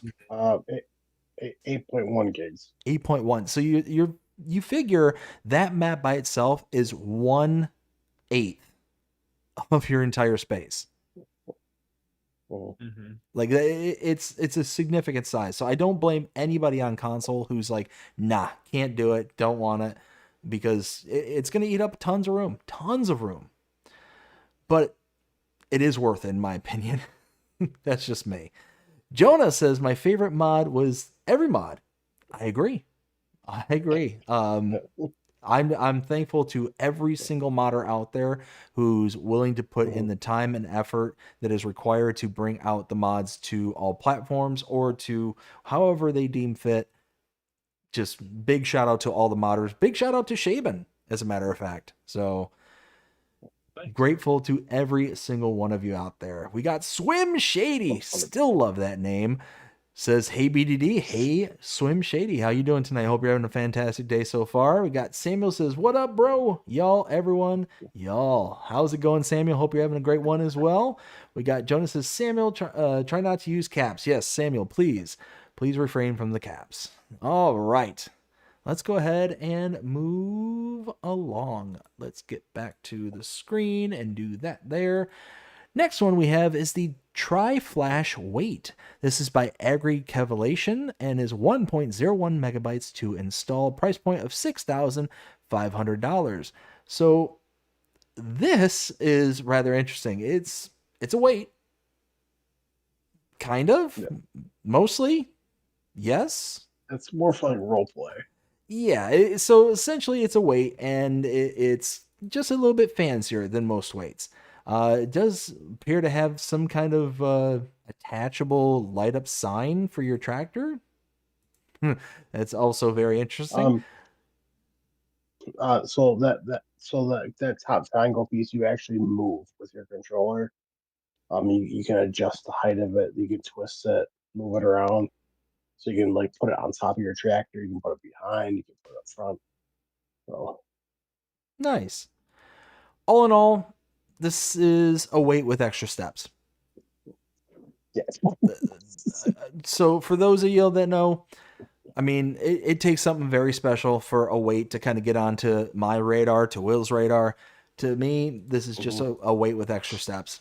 So unfortunately, I agree. Again, greatly appreciate that AgriBusiness came out with this. I'm sure there's other people that are going to be like, no, BDD, you're crazy. This is cool. To me, it is what it is. But I appreciate it being here. Shaban, what do you think? Yeah, like you said, way with extra steps. Will? It's a weight. Move on. Moving on, we got the same Fortis Virtus, just made by Just Farming, 21.81 megabytes to install. We've got the same Fortis, which is the 166 horsepower tractor and $138,000 to purchase. The other one being the Virtus 115, that is 85,000 and 115 horsepower. So taking a look at our, well, this is under small tractors, I do believe. So starting out with 166 horsepower, that's going to put us, roughly just above the Claas Arion 570/530. 145 horsepower to start out with that one, and $153,000. So that first tractor there, it starts out at 166 horsepower, so you're going to get an extra 21 horses right off the bat. And the Claas is starting out at 153,000. The Fortis is 138,000. So you're going to be saving about 15 grand off of that. And then taking a look at the Virtus, that is 85,115. So taking a look, 115 is going to put us, let's see. Oh, the Fendt 300 Vario territory, $134,500 for that one, 113 horsepower. So right off the bat, you're going to be getting an extra 2 horsepower from the mod, but you're going to be saving a load of money. You're going to be saving about just shy of 50 grand, just shy of it, and getting 2 extra horsepower. And for 22 megabytes to install, I mean, I'm not familiar with the brand terribly, but looks good. Definitely got some good details to it. And even got a little bells and whistles. Looks like you can open up the hood and all that stuff for less than 22 megabytes. That's actually very impressive. Overall, yeah, I think this would be a good one to download. Shaven, what do you think? I'm not too familiar with that brand. I'd honestly rather just go with a Fendt. It does seem like a cool tractor. It's got plenty of detail packed in. I probably won't see myself using it though. And Will? Well, I'm not. I don't really use the brand very often. I'm not really familiar with it as well. It does look absolutely fantastic. Most of them, they look very highly detailed. The one cool thing about the Sammy, the same tractor, is that when you go to open up like the door or the back window or like the moonroof, right? Or there's even the screens like your top right that you can see on the tractor. So I'm gonna use a door for example. So whenever you go to open the door, the dude actually reaches over and pushes the door open. And then when you go to close it, he actually reaches over and closes it. Oh wow. That's and then the same goes and like the same goes for the back window for like the moonroof, sunroof kind of feel, or like the monitor, like you'll actually see him move it. And then for the buddy seat, you'll actually see him actually move the buddy seat. I'm like, wow. That's impressive, and only for 22 megabytes. See, this is exactly what I'm talking about in regards to these features are cool. Like those are nice little things. Normally stuff that I'll just kind of blow off. But if you can pack all that level of detail into 22 megabytes into 2 tractors, so you're talking about what 11 megabytes a piece essentially. I mean, holy smokes, that's incredible. And you get the little dude that's gonna grapple onto all the doors and windows and stuff, and he's gonna like act as if he's opening himself. That's incredible. That's incredible. So I mean, heck, just for that level of detail alone, I'd be like, okay, I'd show support just to install it. Why not? Well, because like for like the moonroof and sunroof kind of thing, like he'll actually like push up on the glass, and then when you go to close it, he'll actually grab the bar and pull it down. So he actually did separate animations for that. So That's like, really wow, cool. okay. That's really cool. All right, So, just farming, yeah, that one's pretty good. I will give you that one. Let's see. Next one we have is the New Holland Full Bar 6.16. This is by SMI Modding Team. 13.02 megabytes to install. Price point is 71,500 and a working width of 6.16 meters. So this is a header attachment. So you're able to kind of chop up your cereal crops, if I'm not mistaken. Taking a look at the closest comparable. We got, there we go.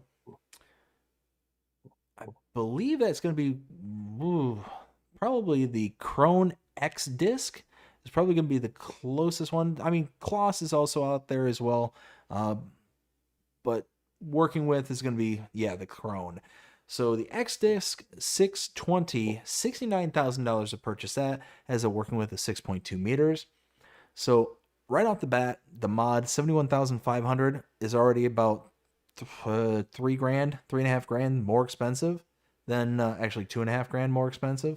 So right there, 6.16 meters working with as opposed to 6.2. So it's more expensive and it's less working with. 13, 14 megabytes almost. I mean, it is what it is. If you want a New Holland, cutter as opposed to a Krone, or we do have a Kloss in here as well from base game, then yeah, this might be up your alley to have as part of your pack. But me personally, I'm going to skip it. I mean, I'm not like a diehard New Holland person where I'm going to, go running out to get this to kind of mix and match kind of thing. I'd just rather mix and match than to, go with this one. So this can be a pass for me. Shaban, what do you think? SMI did another amazing job. Again, I don't do a whole lot of silage shopping. I don't do anything silage wise, so I probably won't use it. But it is still cool, and I mean, I might eventually use it if I do end up going into some sort of silage operation, but currently probably not. And Will? well, it is by the SMI Modding Team. It's very highly detailed. The that's what like the front like protector, like the cloth looking thing up front, that actually will sway back and forth. It'll actually like, so whenever you hit a crop, it will actually go upwards, like you're actually pushing, like you're pushing the crop over. It'll go backwards, and then once you lift it up, it'll actually swing, which I think is kind of neat. And even when you fold it up, it'll still swing in the wind, which I think is like the flap kind of thing, which I think is awesome. Um, the it does say New Holland, but you can choose John Deere, Kloss, Krone, John Deere. Like you can pick all of them for it to Well, that's go good. I do like this mod, and I don't use the ones that are base game because I don't like header trailers. So So if I can get this and just fold it up and go, trust me, I'm gonna get it. You know, Will, you make a good point with that because, yeah, you're right. You don't need a header trailer with this. You can just kind of pack it on, attach it, and go. So that is kind of a nice thing. And being able to, I mean, you're going to spend a little bit of extra money and you're going to get less working with, but saving that money on an additional trailer to get this down the road, I mean, that kind of adds up to me. So, yeah, you know what? I think I'll sing a little bit of a different tune and say, okay, yeah, I would install this. Why not? Especially because this is also alterable to different manufacturers. Okay. Yeah. Yep. I changed it. I'll change my tune. Let's see. Moving on, we got the Lizard Trailer Pack by Fast Farming, 28.71 megabytes to install, and we've got a price point starting at 14,500, capacity of 17,800, and yeah, that's all starting out. Overall, $14,500, and you get 17,000 liter capacity, almost 18,000. You're already meeting the $1,000 per 1,000 liters. So that's nice. You're actually getting a little bit lower than that $1,000 mark. 30 megabytes almost, 29 megabytes for this one. So overall, that is a bit high for me, but it's definitely got a look to it. It's definitely interesting. Let's see. Does it say where this is kind of branded? Ireland and UK. So yeah, this is definitely gonna have that kind of, you know, overseas look and feel to it. For the most part, I'm kind of neutral on this. I'm not going to take a strong stance on it either way. I do like that it does meet my price point, but at the same time, that near 30 megabytes to install, it's kind of a choking factor as well. So I'm kind of neutral on this one. Shaven, what do you think? Probably no for me. Like I said earlier, I like gravity wagons, or if I have to use a silage wagon, I'd probably find oh gosh, what's the name of the silage like Gale chopper boxes or something of the sort. Or I know a lot of farmers here in use semi trucks with fitted chopper boxes on them, so that's probably what I'd be looking into using, not a trailer like that. But overall, I probably wouldn't see myself using it, but it's still a cool mod. And Will? I use this trailer pack a lot in 22. Um, I can definitely see myself using this on Giants' new map coming out, the Highland fishing map. Um, I the one or two neat features for this trailer.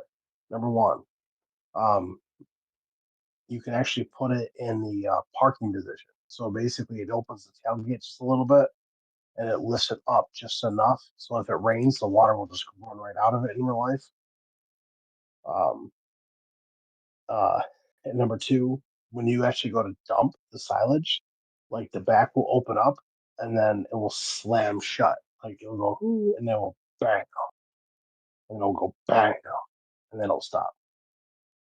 And as soon as you're done, unloading, you go to lower the tipper, like the wagon piece, it'll actually go bang, bam, then lock.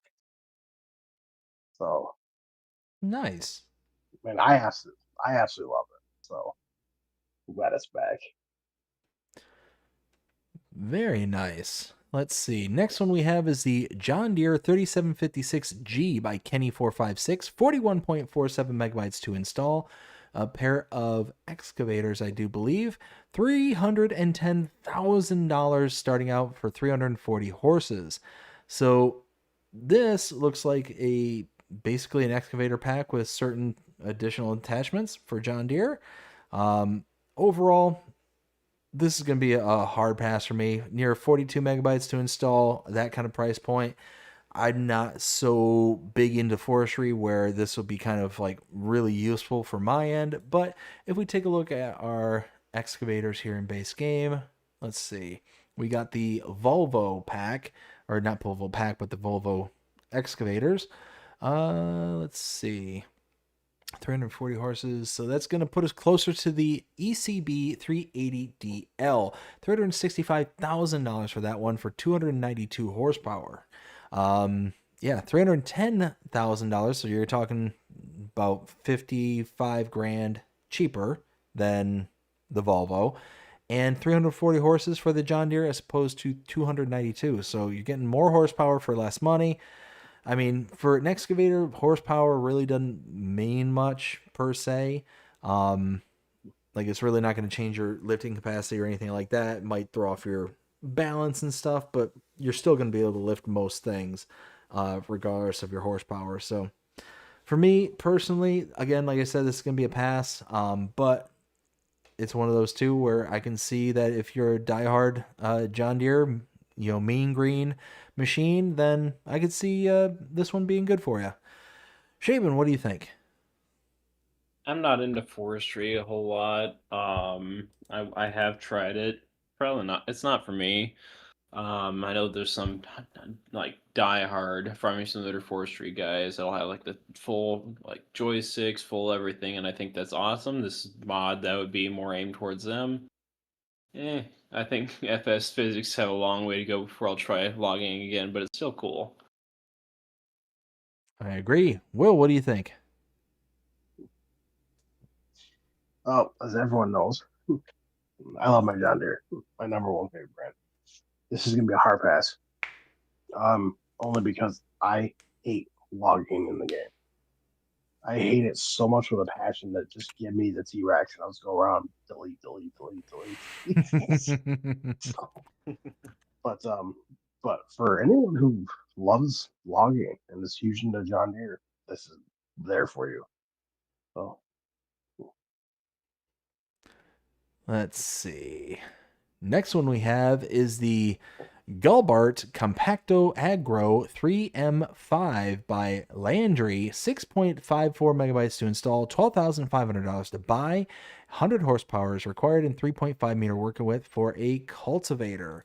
So taking a look at our cultivators in base game, we've got, let's see, I said 3.5 meter working width. Oh, it's going to be an in-betweensy between the Noach Eco Cultivator 300 and the John Deere 980 in regards to their working with. So this one, starting out at $12,500, it's going to be cheaper than the Noach. This is weird. Just realized this. So the Eco Cultivator is $16,000 for 3 meters. And the John Deere is $9,500 for 4 meters. So even the game kind of rolls out of content there. But shallow cultivator is used for shallow cultivation or seedbed creation for the fields. Cultivator, yeah, okay. So it's going to be cheaper than the Eco Cultivator, and it's going to be half a meter bigger. But it's going to be more expensive than the John Deere and half a meter smaller. So it's a very weird spot to be in for this one. You know what? Okay, so it looks like the John Deere maybe is just like an older model or something like that because it's way out of price range compared to the Amazon Senio 4000. So let's use those two. We'll use the Eco Cultivator and the Amazon for kind of our comparables.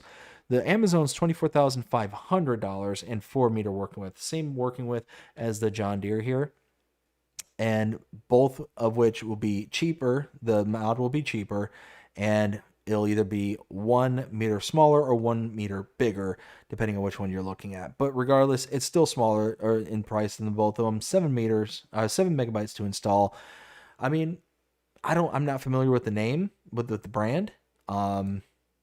Looks like it's French, based on the little sticker on the side there. So, I think it is. For me, there's nothing disqualifying about it per se. It's nothing I can see off the top that's really gonna kind of make me shy away from it. It's gonna be cheaper and it's gonna be slightly bigger, slightly smaller. All in all, yeah, I guess this would be an install worthy mod. Shaven, what do you think? I don't know. It's 3 point. It's a smaller cultivator. If I was on older equipment save, I could see myself using it, but currently, I'll pass. And Will? Well, A, it's not trailed, so it already loses points there for me. And it's 3.5, so it's still for your small farm shenanigans. Um, it is very highly detailed, so we're wrong. But it's gonna be a pass for me. Let's see. And I believe we had the update from Alma, Missouri. That one is change log. I believe it's 1.1.0.1. Yes. And it says in its update, fix a collision on the wooden bridge near the biogas plant, rework the navigation mesh in the cow barn, fence on the main farm can now be removed again. And for these changes, a new save will not be required. So overall, I tested this out in my update video. Everything appeared to be, all hunky-dory. The collisions on the biogas, the bridge near the biogas plant seemed to be working just fine. The navigation mesh, again, for the cow barn looked good. And being able to sell the fence again, yes, I confirmed that that is definitely possible. So all in all, update rolled out good. Very happy with it. So we are now done with the 17th. What would be your favorite for the 17th there, Shaban? Boy. You know what? I'm just gonna say the 3756G just because it's the John Deere. Gotcha. And Will, what do you say? Well, for me, it would definitely be a tie, and that's between the New Holland full bar 6.16 and the Lizard trailer pack. Mine would have to be the same 40s and Virtus. Again, not big on the brand, not huge on that, but the fact that the modder put so much effort not only into the tractors themselves, but into the additional details of the character being able to manipulate the doors, windows, and all that stuff, that's next level stuff, and I think definitely deserves to be pointed out. So, yeah, of the ones that we have available for the 17th, that's going to be mine. All right, let's set our sights on the chat once again. See what everybody's saying out there. It looks like, where did I leave off? Okay, we got Jonah says, no, it's the best wait ever, LOL. We got Ken says, now that Celebuki has finished the Iowa Plains, do you guys know when Ravenport is being released? He's still working on it. There is no estimated time when it's going to be done. So I guess because I've asked him probably a dozen times already for you guys when it's going to be done. Right now he has his more focus on his new map, Murray, Iowa, Murray, Missouri, something like that. But it's his brand new map. I know he's more focused on that, and he's still converting over at Goldcrest. I know once he gets Goldcrest and Murray done, then his concentration will be on Ravenport and his other maps he's going to be converting. So Ravenport probably won't be till next year. So Gotcha. Let's see. Samuel says, hey, BDD, look at Cracker Barrel's new old logo is back. Awesome. We got Farmer Donkey. How's it going, Donkey? Hope you're having a fantastic day so far. Says, howdy, everyone. Howdy, Donkey. We got Ken saying, hey, Farmer Donkey. We got Ken also saying, excellent interview the other day. I agree. It was a good interview, and it was a great guest. Farmer Donkey, such a good dude. If you haven't yet, go check out his channel. Absolutely great guy. Let's see. We got Donkey says, hey Ken, thank you, buddy. We got Ken also saying, nothing is too high for you. Know that you are now on PC, BDD. No. Just because I am now on PC doesn't mean that I don't think about these kind of things, because if I just kind of let loose, I'm just going to run into the same problem, just at a longer distance away. So I still hold these things into account. Brady River Productions. Brady, how you doing? Hope you're having a fantastic day so far. Says hello, everyone. Farmer Donkey says, hey, Brady, how are you, bud? Brady says, not bad. How about you? Let's see. Donkey says, a little tired, but still standing. Awesome, awesome. We got Ken says, oh no, did I hear right? WillT is passing on a John Deere, even though it is an excavator. LOL. He is passing on it. You did pass on a John Deere. I never thought I'd see the day. It's forestry, so yeah. It's forestry. Farmer with Outlaw says, I'm back. And also says, I'm really liking the international semi from Schultz Modding. Yes, very nice one. Jonas says, I lost the game. Sorry to hear that, bud. All right. What do you say we move on to the next day there, fellas? Starting out with, let's close that. The Lizard D47. This is a trailer by Cordy PL and Pataglio. 46.77 megabytes to install, a price point of $12,000, a capacity of 4,200 liters. This is a severe and utter hard pass for me. Looks fantastic. It looks really sharp. It's got that kind of old school vibe to it, so I like that about it. But 47 megabytes for a trailer that is nearly $3,000 per 1,000 liters? No. Hard pass all day, all night. Looks fantastic, but it's a pass. Shaban, what do you think? Does that trailer have 45 megabytes worth of other mods, or is it just severely overinflated? I'm thinking the second one. Hard pass. Will?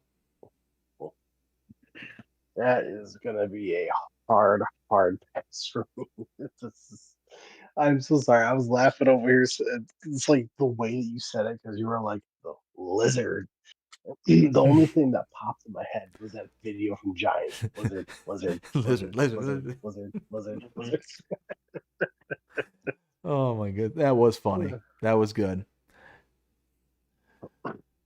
So gonna be a pass for you? Yeah. What's up, baby?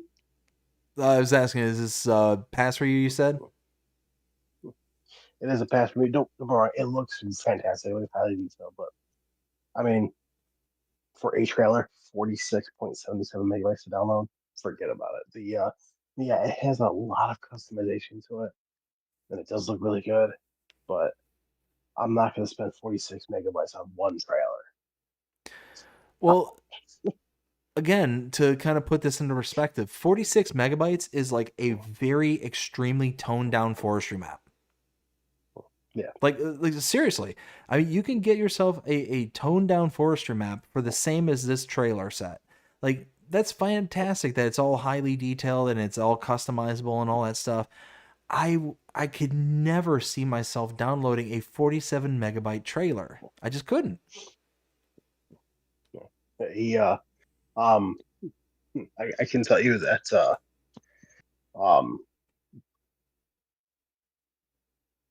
that is also one of those kind of trailers that's very specific, and I think it's more leaning towards Polish style. So I mean, you're not gonna really see like a whole lot of American map space.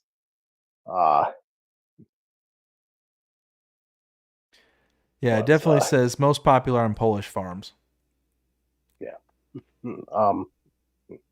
So yeah, it would definitely gonna be a hard pass for me.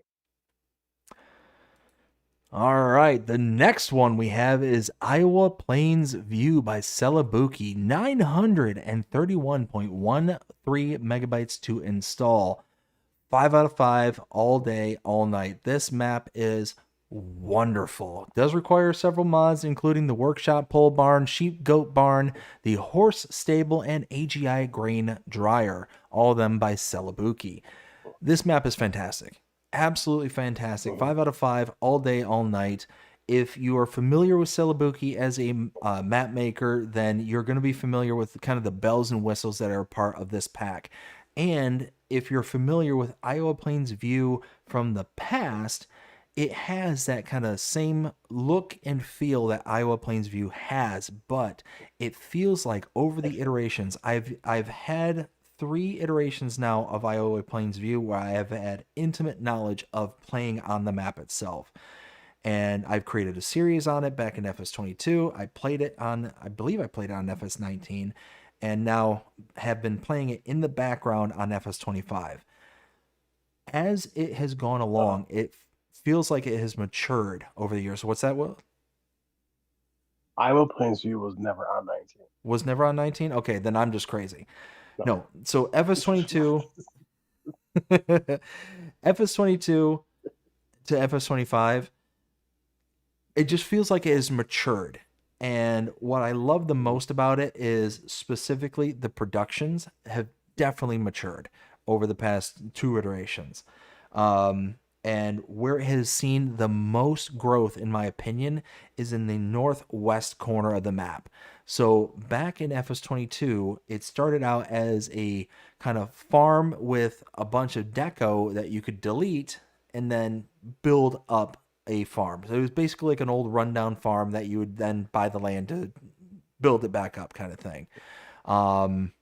Oh, you know why I thought it was back on FS19 as well is because it went through multiple iterations there on 22, and it started off as one version where there was like certain features and stuff that was on the, I believe, southwest corner of the map over by the sawmill and all that, where there was like, are you sure it was not on 19?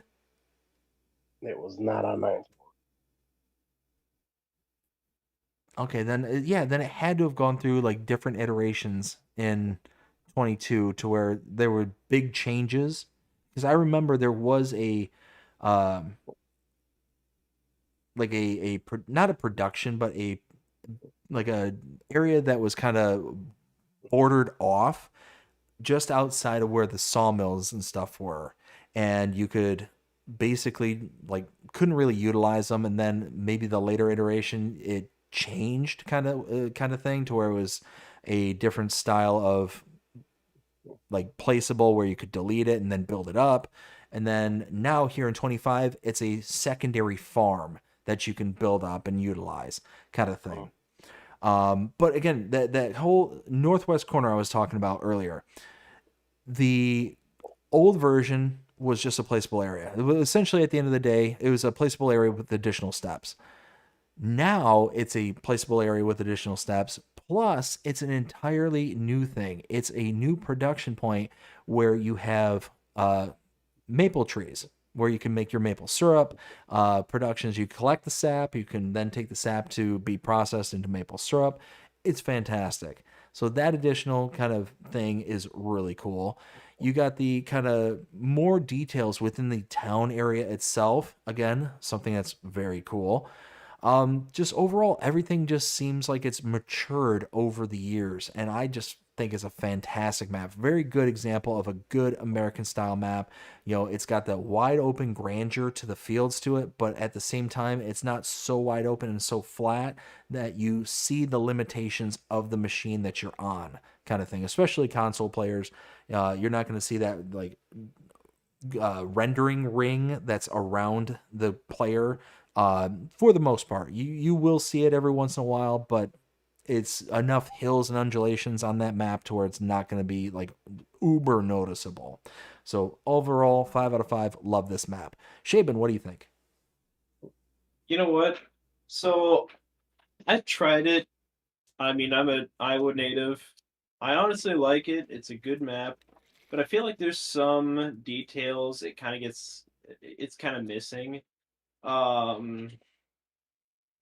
don't know how to describe it, but it's a great map, but I feel like it's missing some of the parts that make Iowa like Iowa. Like it's make like maybe it's just me, but it doesn't quite feel right, I guess is what I'm trying to say. Love the town, love the decoration. Um I, one thing I can't remember how expensive are those fields, because one of the things I'm working on with my Roland, Iowa map is getting everything kind of accurate to the location. I think the average Iowa land price per acre is like $15,000. So I'm curious to see if he was incorporated that. I can't remember if he did or not, but definitely he did a good job. I do love the map.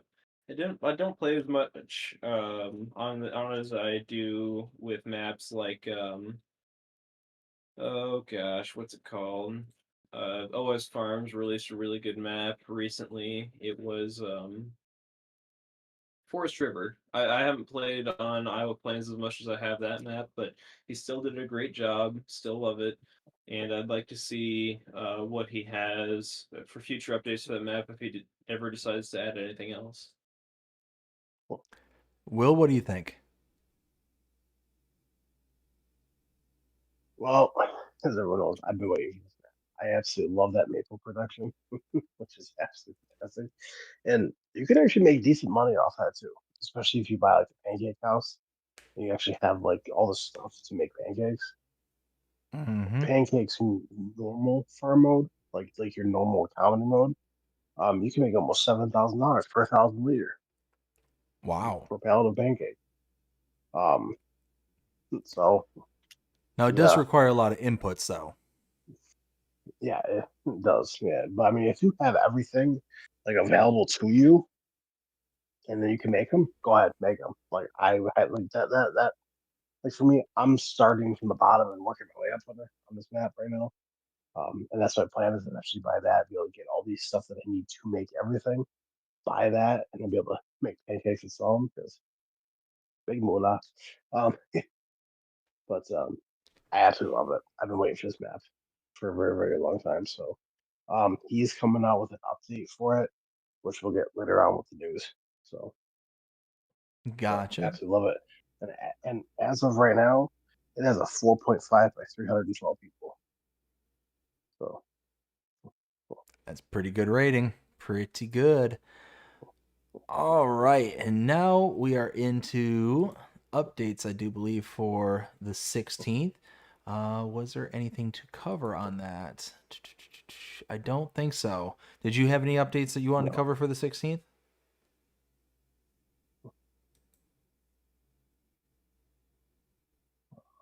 thinking. One, two,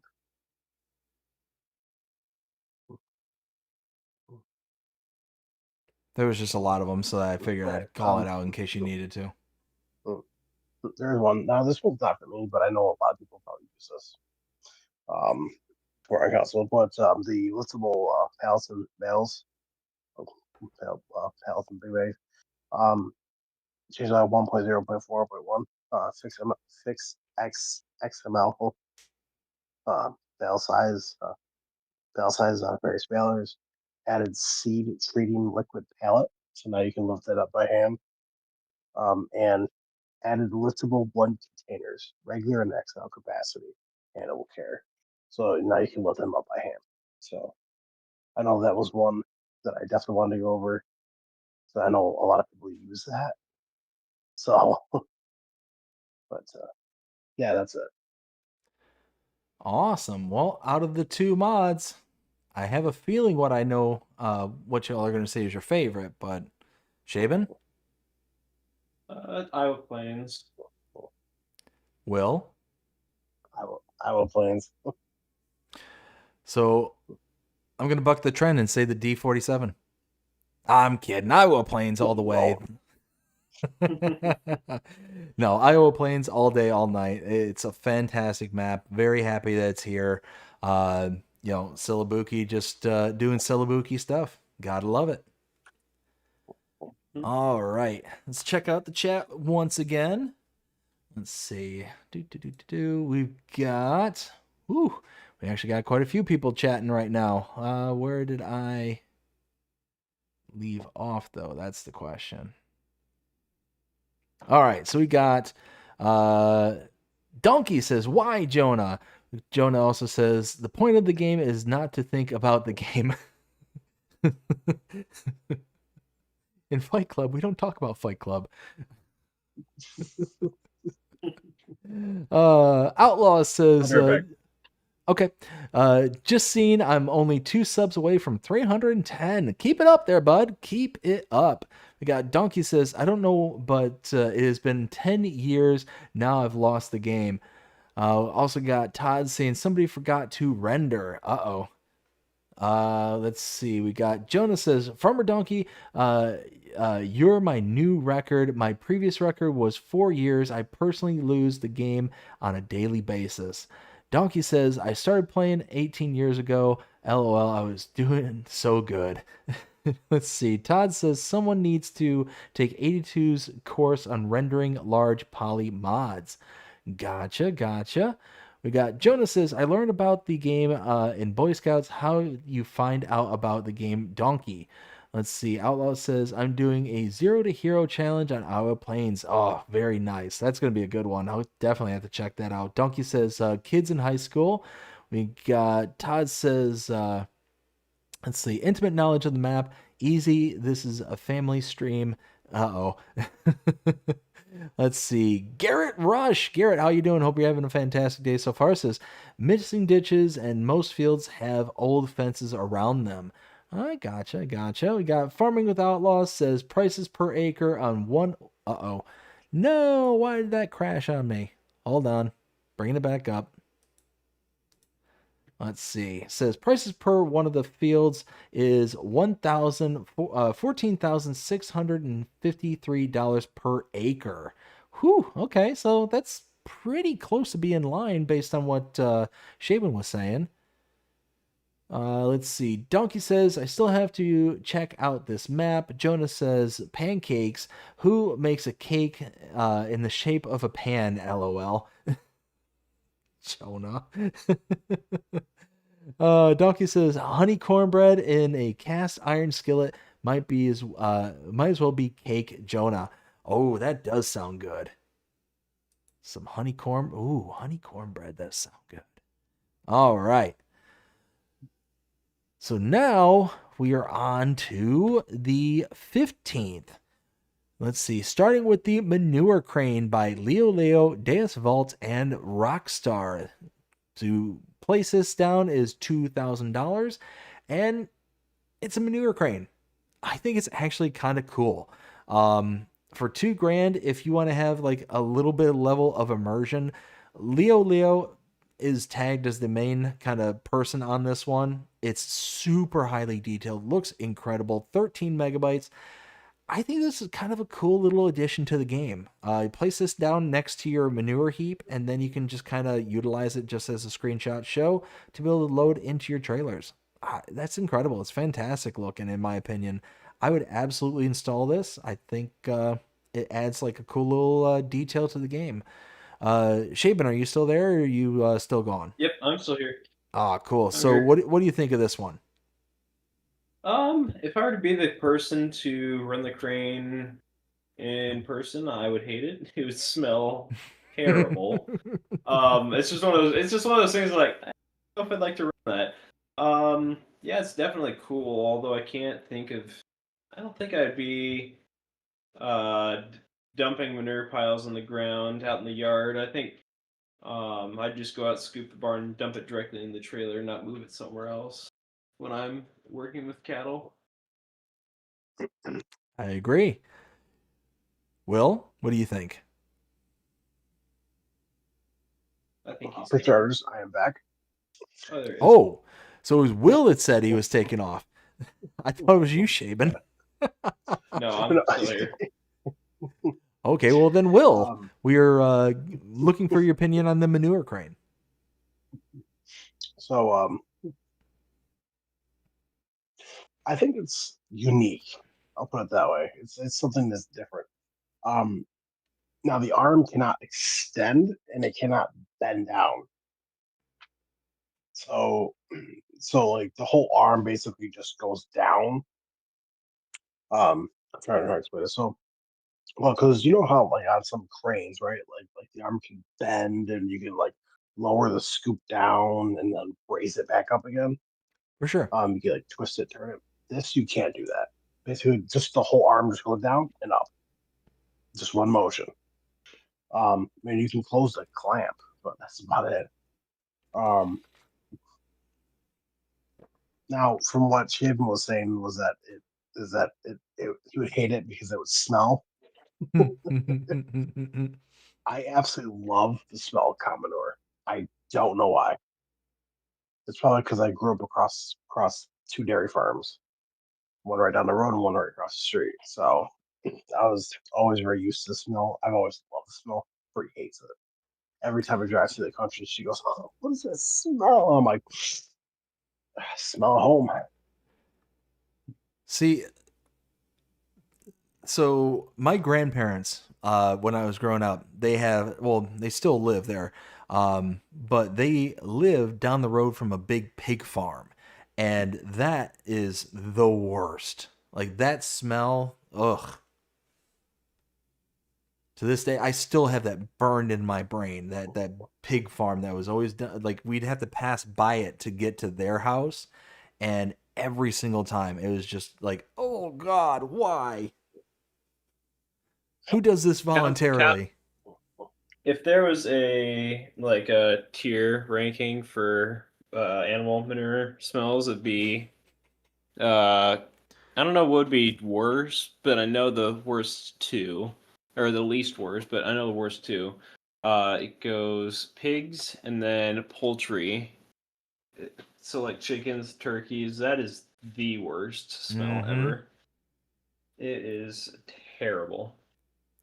Right there with you. I get it. I don't mind it. All right. The next one we have is the temporary worksite signal by Camara and NRA. 5.73 megabytes to install, $2,455 to purchase, and you got a light. You got a little light here. It's a little bit of like a drivable light. Now, Will, do you know, is this like an actual functioning light that will actually block traffic? All right, so this is very, very unique. So the light does work. It will stop traffic, but I'm just letting you know right now. You have to have it in like the perfect spot, um, or basically the traffic will come up to it and be like, "Really? You think I'm gonna stop for you?" And we'll just go right around it. So, But because there is, you can't see it, but there's actually a bar that basically blocks them. And if you have it just right on the side of the road, it will actually cover that part of the road. So then they won't be able to.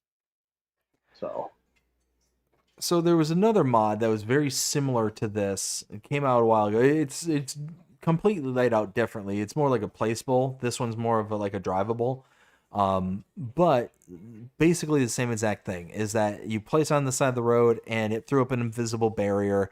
And then what would end up happening every single time that I tried this, they would just drive around it. They just like, oh, hey, there's obstruction. Let me just go around it, kind of thing.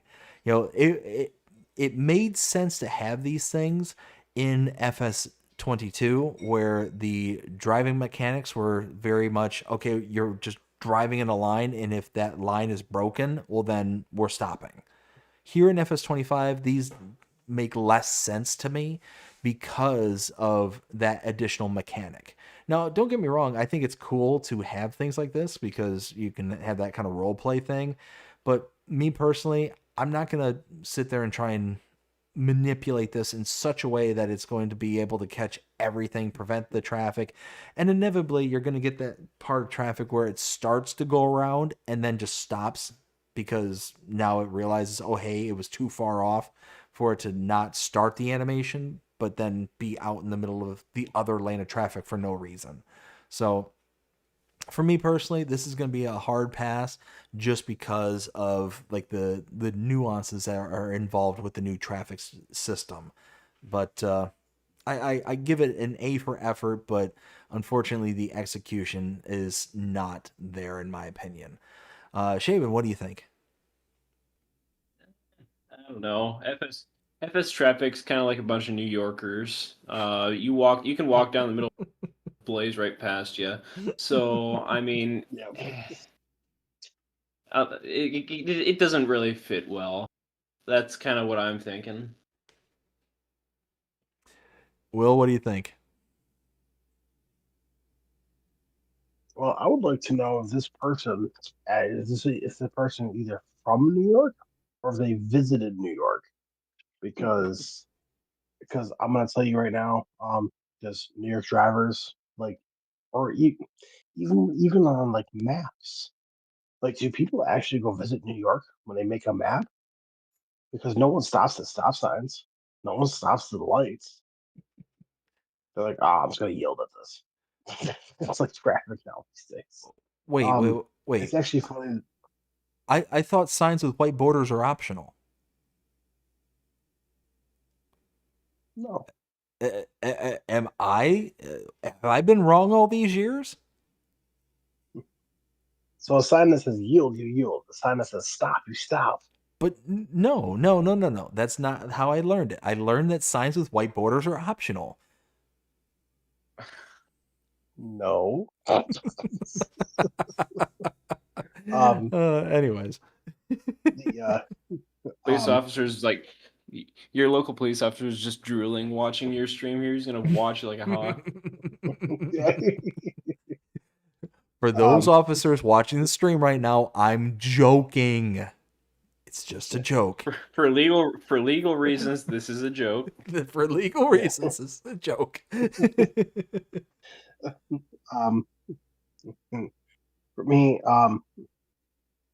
so yeah, I know Giants did it right. Giants did it right on their Who Tampa time map with their lights, because the traffic will actually stop, and then once it turns green, they'll go.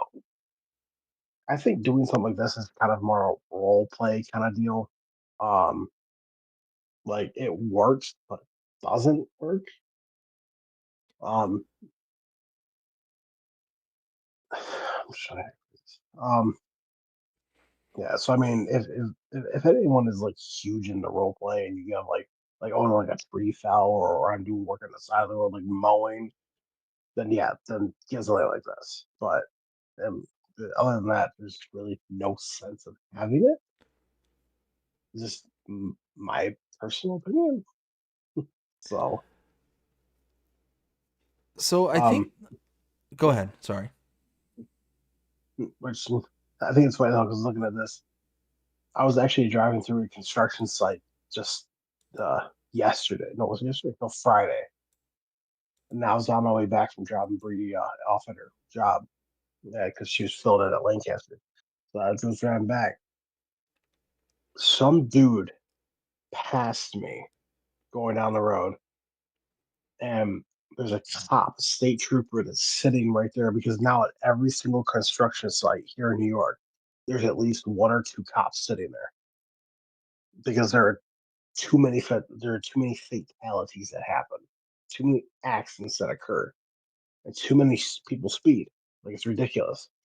But this guy who was, I'm gonna tell you now, was driving a 2014 Dodge Charger. It was the RT version, because you could hear it go when this was it passed you. Um, so he passed me. So I was going 59 miles an hour, and in a 55. So I was going within the 5 miles over. This dude had to at least be going like 85 miles an hour. Oh wow.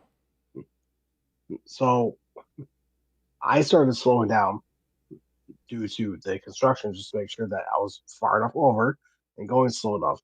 This dude was right past me, booking it, going 85 miles an hour, flew right by the police officer, and he drove. I don't know if he was just being a jerk or what, but when you're coming up to a construction site, you're supposed to move over or go slow.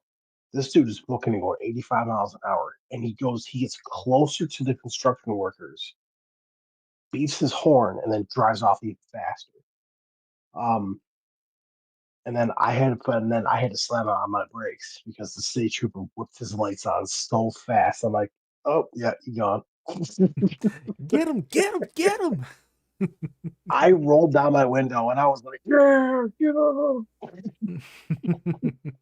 You gotta love that like instant justice, that like karma that just kind of kicks in.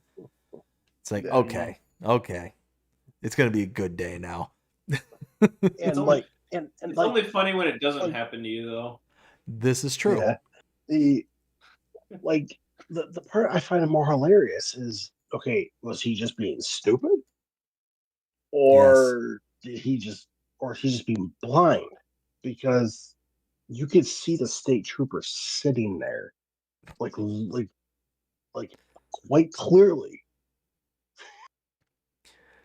The So, answer is yes. and then because that state trooper was off, like off. I went up probably 4 miles up the road, and he has a dude pulled over, and the dude is like freaking out, like waving his arms around, screaming. I'm like, Oh my well, god. that's what you get. You know, I've never understood why people sit there and argue with the cops. I've never understood it. Like, you could be the most vehement anti-cop person in the world. Where do you think you're going to get to by just sitting there yelling and screaming and hollering at a cop? Like, seriously, it just is so mind-bogglingly dumb, in my opinion, to just sit there and just have it out with them. I don't get it. I'd never understood it. I can tell you exactly why. Because those people are entitled. They think they're just going to get their way. Right. It's like they think that if they yell harder, that's going to make the cop just, okay, I see exactly where you're coming from. Have a nice day. Because that works with Okay, I can see everybody out there exactly. in the world. See, I was here now, and I could really see a cop literally telling someone, you know what, I can see exactly right where you're coming from. I feel your pain. I'll step out of the car so I can arrest you. Now let me ruin your day even further. Yeah.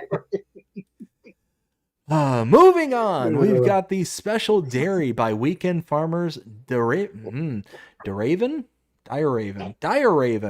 megabytes to install, $70,000 to purchase, and we can make all sorts of different contraptions such as oat milk, wheat milk, barley milk, rice milk, soy milk, corn milk, quark?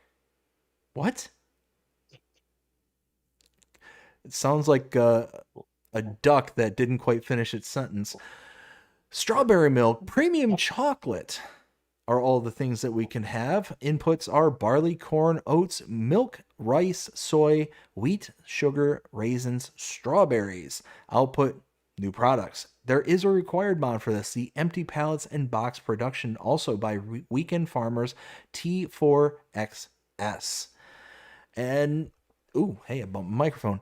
I like it. I think it's really nice. But again, for those of you who have not, for those of you who are not aware, there is a productions limit as to how many types of products you can have coming out in the game. This being 1, 2, 3, 4, 5, 6, 7, 8, 9. 9 separate products in addition to whatever's there on base. Be careful that you don't go overboard with all the different additional outputs that you can have. All in all, though, for 14 megabytes, $70,000, I say this is a nice one to have. As long as you're not reaching the upper limit of the amount of new products that you have put into the game, then yeah, this would be a good one. Shaban, what do you think? To be honest, I mean, I don't know. At one point, I feel like it's kind of cool having more productions, but honestly, I don't mess with them a whole lot. I don't know. I don't have it. I don't mess with productions enough to have a good um opinion on them. But Will, what do you think? Um, for me, as everyone knows, it's very rare I'll ever use a production. There are some that I do use, but I don't use a whole lot. It looks good, but this is something I will not install. I actually have my favorite dairy installed where I can actually make mozzarella from normal milk, so I don't have to get buffalo milk. So So I just learned a thing. Quark. I didn't know what quark was. Quark is a fresh dairy product made from souring milk, typically using lactic acid bacteria cultures, which causes the milk proteins to coagulate and form curds. There you go. Don't know if you knew what quark was, but I now know a thing. Yeah. All right. I guess I'm gonna head off for the night. I got a bunch of stuff I got to do tomorrow, but you two have a great night.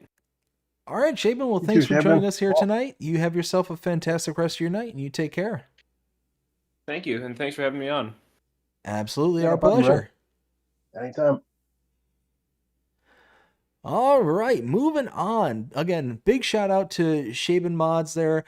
Shaban Modding, thank you so much for showing up here tonight and coming to a new, coming here again, I should say. That's how I should put it.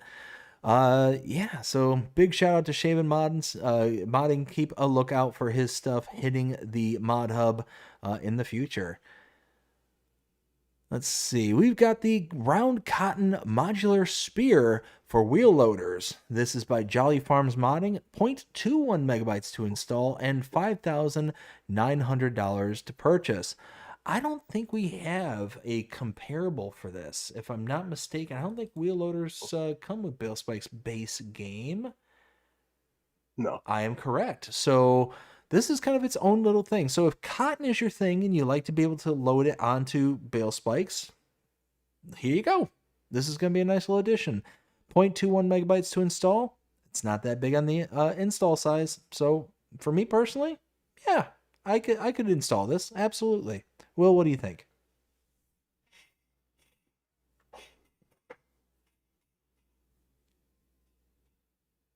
Will, you there? Uh-oh, what happened? Will, can you hear me? Are you on mute? I don't know what's going on. All right, well, Will, if you can hear me. Oh, he just... I just lost Will. I'm losing everybody here tonight. What is going on? Well, let's go. Oh, wait. Will, Hello? can you hear me now? I can hear you now, but I don't know what happened there. I was trying to talk to you, and then all of a sudden it was just silence. It's like Yeah, everybody's like cut out or something. Huh, weird. What do you think of that round bale cotton spike spear thingamadoodle? Well, I think it's definitely unique, and it's definitely something that's different that we don't have. I will say they'll be very mindful with this mod. Because if you put a cotton bale on here, especially a round cotton bale, and you raise like your arms up, the bale will actually slide off the forks. Okay. So just I mean, if you tilt it at the right way, it won't. But just be mindful of that. That's all. All right, moving on. We got the Rice Fields SA by Holtz FS, 21.79 megabytes to install, a price point of $900. It looks like there's 7 different modules in this. I mean, we've got a South American style rice flood field. It's pretty nice. If you're on a South American map, pretty cool. Check it out. Me personally, unless you're on a South American map, this is going to be a hard pass. 22 megabytes is not that bad. Price point is not that bad as well. I'm sure it's going to fluctuate based on the size of the field that you make with this. But overall, this is just going to be a pass. I do like, don't get me wrong, I do like that we've got modders now that are taking this under their wing to kind of make something that's more unique to, you know, specific regions. I think that's really cool. yeah, overall, I'd love to see this kind of thought process expand out to where there was more of these being utilized and kind of made more regional. I think that'd be cool. But yeah, overall, this one in particular, unless I'm on South American map, is going to be a pass. Will, what do you think?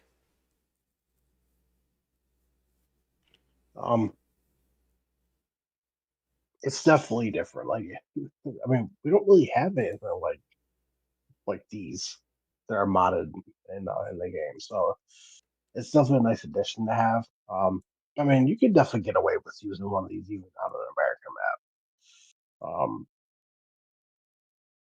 I do like it, especially with like the ones that are that have like the built-in chat around it. I think that's pretty awesome. Um, I don't really do rice enough to get this, but if you do rice a lot, by all means, please get it. It's something different. 100%. Next one we have is the Modern House by Icus, 8.75 megabytes to install and a price point of $60,000. It's Icus. Go ahead and download it. It's awesome. Will? It is by by the way, this is the house I was referring to earlier about because when we were talking about his modern garage. Yep. This is the house I was referring to. For some reason, I thought it came out last week. No, whatever. I guess he does fantastic work. This is no different. Plus, with it only being 8.75 megabytes to download, because you get this from any other modder, it's probably going to be almost 50 megabytes. And you can go inside. Oh, beautiful. fantastic. Love it. Next one we have is Massey Ferguson 8S Extra. This is by Ben, 41.02 megabytes to install, $192,000 to start out with, 205 horsepower to start out with as well. So checking out the mod hub, or I'm sorry, mod hub. Wow, the game, base game. We're looking at a starting horsepower of 205. So that's going to put us in. Let's see. Believe that's going to put us right about here at the Fendt 700 Vario. $249,500 to buy and 203 horsepower to start out with. So right off the bat, you're going to be saving quite a bit of money. $249,500 for the Fendt as compared to $192,000. So you're saving over $50,000 just right off the bat. Then you take a look at the power. 203 for the Fendt versus 205 for the Massey here. So you're getting 2 more horses, you're spending 50 grand less, and yeah, that's very nice. Now, the only problem, 42 megabytes to install this. 42 megabytes. Now, it looks fantastic. Absolutely fantastic. I'm sure, I'm guessing that there's doors and windows and stuff that can be opened in this as well, and that might be what's driving it up. I don't know. But overall, it looks good. It's going to be a pass for me because for 42 megabytes, it's just, that's too much for me. It's just too much for me to swallow. Will, what do you think? For me, I'll be right back. Like I said before, I'm not huge into Massey. Massey Ferguson not really my kind of brand tractor. It definitely gives you more options. The doors and stuff can open on it. I mean, if you're big into Massey Ferguson, by all means get it. It's a great high quality detail tractor, but not for me though. That'd be a pass. A pair of passes. I agree. Next one we have is the Lizard Auger Wagon. This is by Mantrid, 7.56 megabytes to install. What? Said Lizard Auger Wagon. Yeah, Auger Master. Wow. Yeah, Lizard Auger Master by Mantrid, 7.56 megabytes to install. Starting price point of $88,000 for a semi-truck version of this. You can buy it for $99,000. The capacities are 43,000 to start out with, but the semi-truck version is 60,000. So overall, it's a decent mod. It's pretty good. I do like this one. It does have that kind of, how do I put this? It's $88,000 for 43,000 liters. So you're already kind of breaking the $1,000 per 1,000 liters. It's almost $2,000 per 1,000 liters. But it's very nice in the way that you get a, how do I put this? You get a trailer and an auger wagon that is very much useful. It's got a very long pipe on it, so it's going to get into a lot of even taller trailers that are out there, even semi-truck trailers. And when you also look at the kind of closest comparables, it's a pretty decent starting price as well. So taking a look at the Demco 850 single auger grain cart as our kind of comparable there. Requires 175 horses, and it has a capacity of 30,000 liters, and it's $68,500. Like right off the bat, like a lot of money. Now again, $88,000 for this one here, but you're getting 43,000 liters. You're getting an extra 13,000 liters for an extra less than 20 grand. It's this one's tough. This one's really tough. I like the mod, but the price point just isn't there. It's 8 megabytes. I think overall, I think this one's gonna be a pass for me. I don't think that the price point really kind of reflects where it needs to be in order for this to kind of be viable. Will, what do you think? Well, I use this a lot in 19. I used it a little bit in 22. I do love the semi-trailer version. I do. I think it's absolutely fantastic. I think it can be a very useful mod. Is it something I have installed now? No. Or is it something that I can install later on? Maybe. But yeah, I would definitely go give this one a look if you haven't. Let's see. Next one we have is the Kubota R640. This is a front loader by Polly Paul. 13.94 megabytes to install, $74,000 to purchase, 61 horsepower for this particular one. Looking at our comparables for our front loaders, looks like we got the... We already have the R640 here in base game for $74,000 and 61 horses. You can see it right here on my screen right now. What this does that the base game one doesn't do besides increase your file size, I don't know. Maybe opening, it looks like it does have opening doors and windows and stuff like that. This is gonna be a hard pass for me. We already have it here in base game. There's no sense in me reinstalling it and having just windows and doors for me. That's me personally. Will, what do you think? I do love Kubota. I don't use front loaders like this very often, so it would be a pass. Yes, you can open the doors, but that huge Kubota sticker on the front windshield, you can take that off if you don't want it there. So I mean, just nothing else really different other than that. Then a sticker, and you can open up the doors. So, but yeah, this would be a pass for me. Next one we have is the Hauer SGS 2600 by Owner Emery. 1.484 megabytes to install, $4,450 and 1,500 liter capacity. So this is a front loader tool. So if we take a look at our front loader tools, we're looking for basically a little grapple bucket here. Really don't have a good comparable because we really don't have a bucket with a grapple in base game. So we're going to take this as standalone, $4,450. And you know what? We'll compare it to a normal bucket because I think this can take all the normal stuff that a bucket can take. Will, correct me if I'm wrong. But This one just has a feature that you can close it and it won't tip out kind of thing.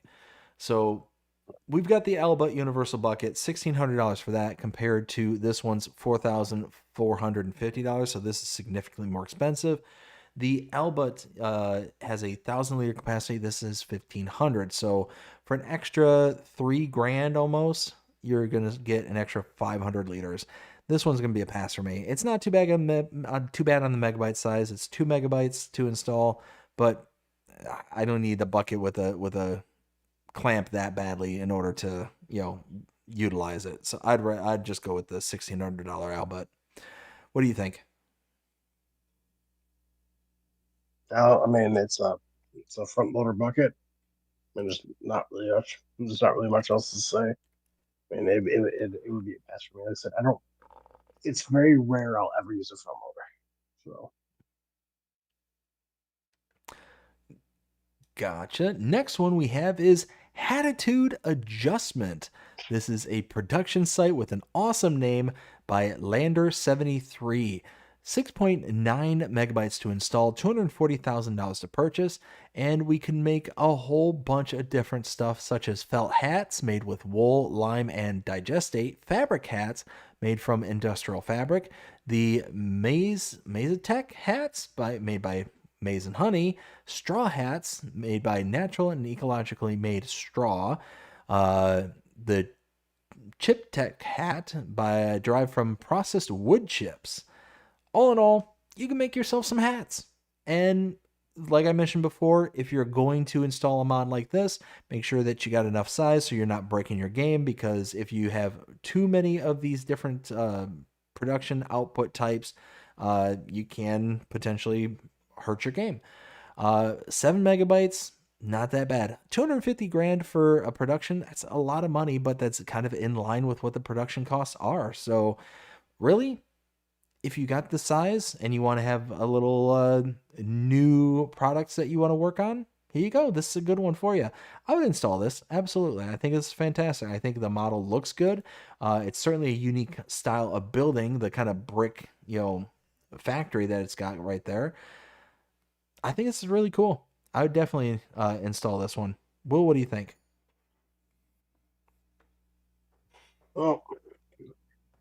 well, once again, that's what I said before. I don't really use factories that often. I think it is definitely something unique. It's something different, which is always nice, but it's going to be a pass for me.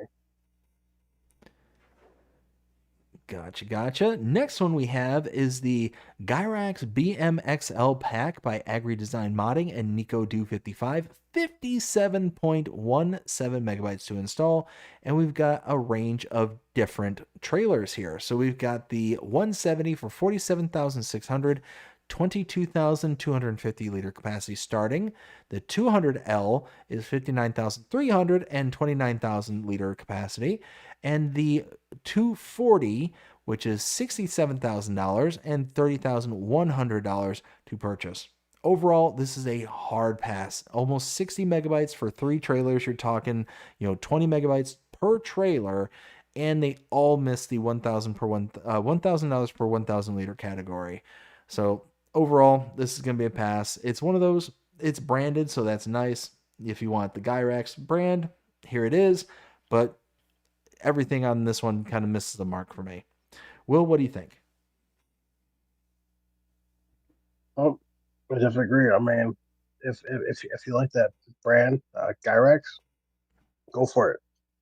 It is going to be a hard pass for me. They are very highly detailed, but it will be a pass for me.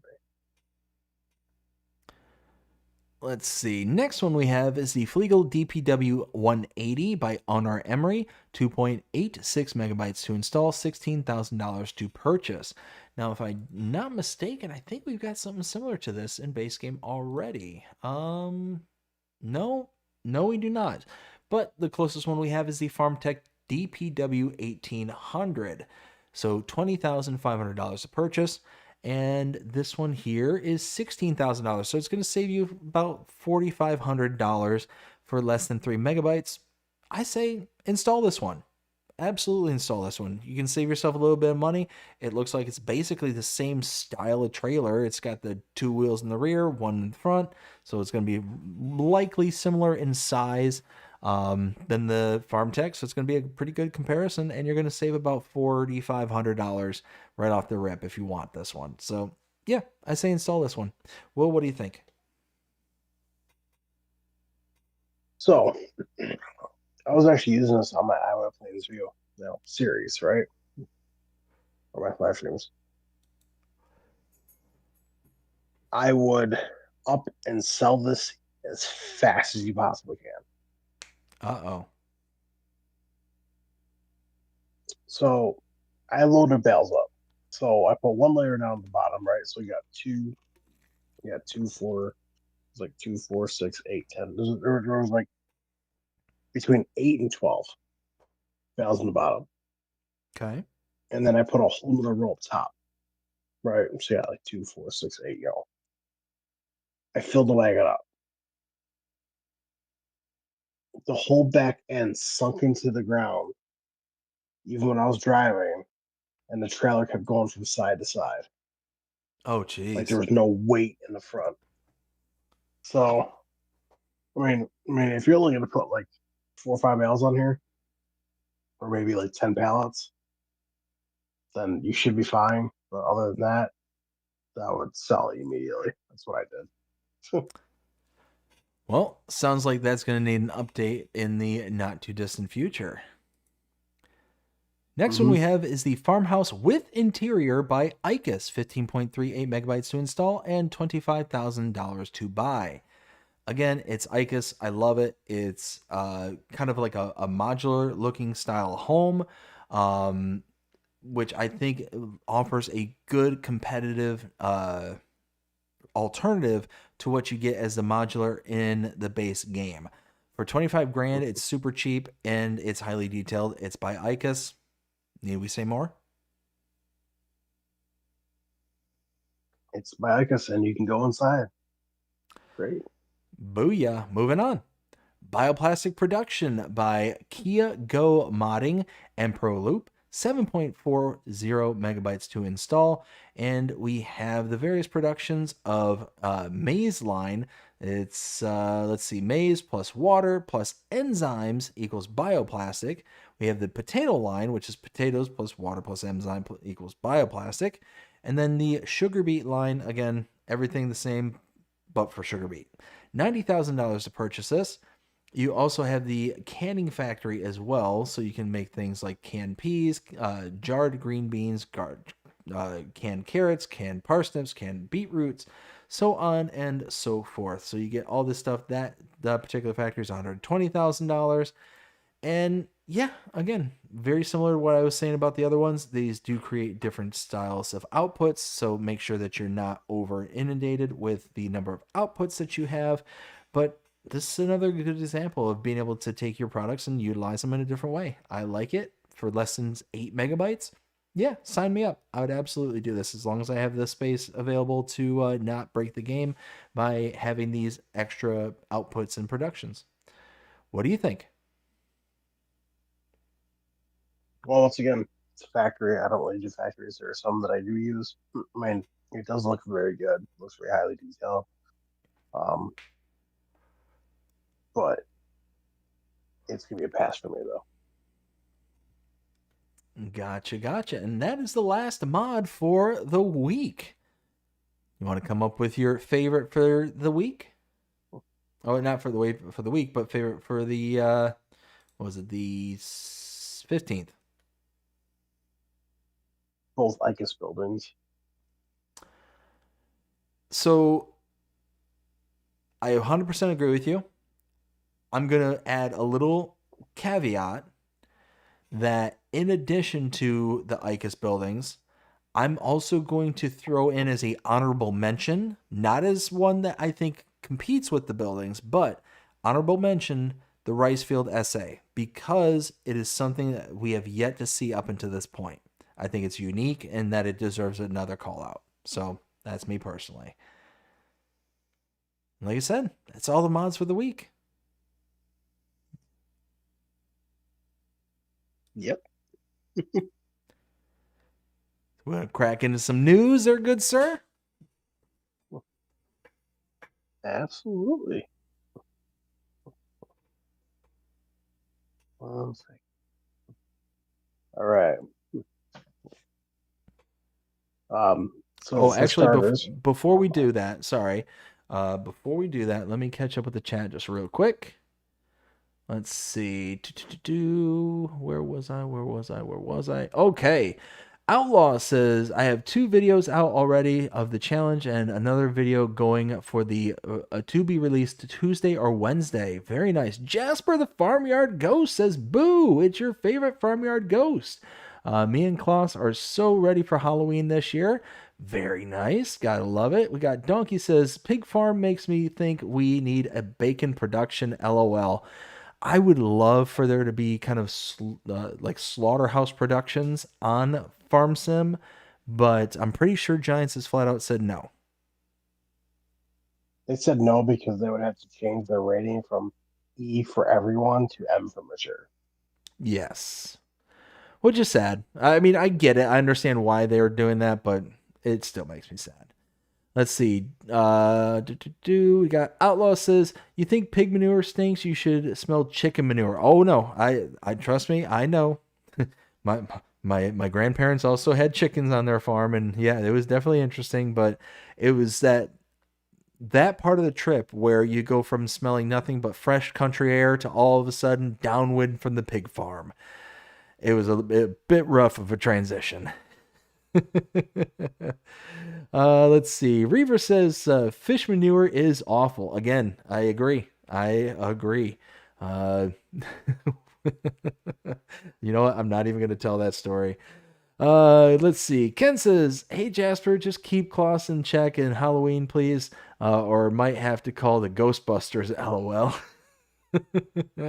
Outlaw says, just realized that they didn't add the traffic light on Iowa Plains View in FS25. Mm-hmm. Yep. Yes, they did, or no, they didn't? No, it did not. Well, hopefully that means that they'll be tackling it here as an addition to the map. Let's see. Donkey says, I heard it on the internet. It must be true. That's true. That is true. Todd says he's not getting the white border joke. Such an old joke. It is an old joke. It is definitely an old one. Oldie but a goodie, in my opinion. Whiskey Creek Farms. Whiskey, how you doing tonight? Hope you're having a fantastic night so far. Says, hey, BDD, and hey there, Donkey. Donkey says, hey to Whiskey. Ken says, hey, Whiskey, better late than never. LOL, good to see you here. Outlaw says, anyone playing on Iowa Plains, where do you get the apples to make apple juice? So to answer that question, you get the apples from the greenhouses. They're part of the outputs there in the greenhouses. Ken says, isn't there a bale spike that fits the wheel loader that does the same job as the cotton bale spike? I don't think there is a base game wheel loader spike. I'm almost certain there isn't.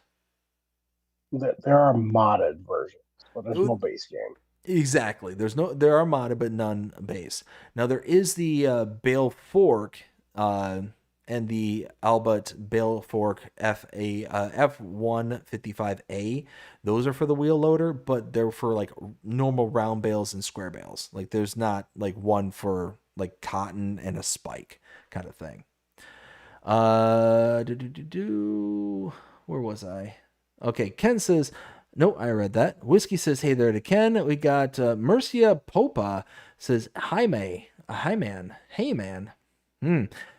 Mercia, how you doing tonight? Hope you're having a fantastic night so far. We got Ken that says, welcome to the chat, Mercia. We got Sam says, I'm out, everyone. Y'all see you soon. Next time, live stream, y'all. Good, safe work week and weather safe. All right, Sam, well, you have yourself a fantastic rest of your night. You take care, and we'll see you again next time. Thanks for stopping by. And we are all caught up, so let's move on to some news. I do want to say, again, a big shout out to Shave and Monty for coming out here for the second time. For anyone wondering, yes, Rooster Mods will be making another appearance. We're trying to figure that out right now. But our next guest, which will be showing up this upcoming Sunday, is Farmer Donkey. So just I'm trying to figure out how to phrase that. So just keep that like, then I guess in the back of your head, I guess. So Farmer Donkey will be here this upcoming Sunday. So should I tell them like everybody else, or should we just go by every Sunday? I just say who's coming next. I would say who's coming next. In case something changes out from under us, we don't want to necessarily say, oh, hey, here's somebody who's expected 3 weeks from now, and then it changes. But yes, next week, Farmer Donkey. Really looking forward to having Farmer Donkey out here to that week. That'll be good. Oh.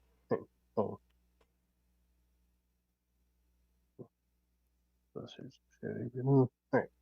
So the first thing is that EY Modding posted about his international 2+2 or Spooky. That has it is all ready to go and it's been sent off to Giants. Very nice. So and an old style international. So I'm very excited for that. And news from ICAS right here. Hello, all platform mod, FS25 small, barn dominium. News for today: doing some work with garage and fireplace and house. Walls ready. So it's time for decorations inside the garage. Still doing new ones. All in the work. Stay tuned and follow for more. This looks incredible. Yeah, no, without a doubt. I mean, just that kind of interior view with the fireplace right there. I think that's fantastic.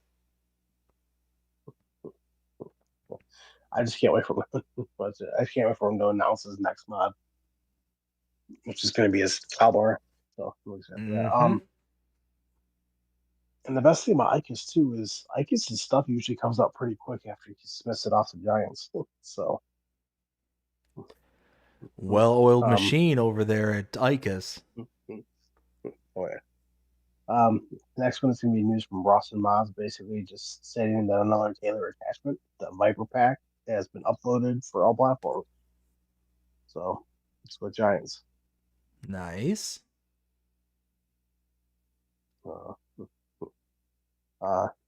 Then we got new news from MA7 Studio. All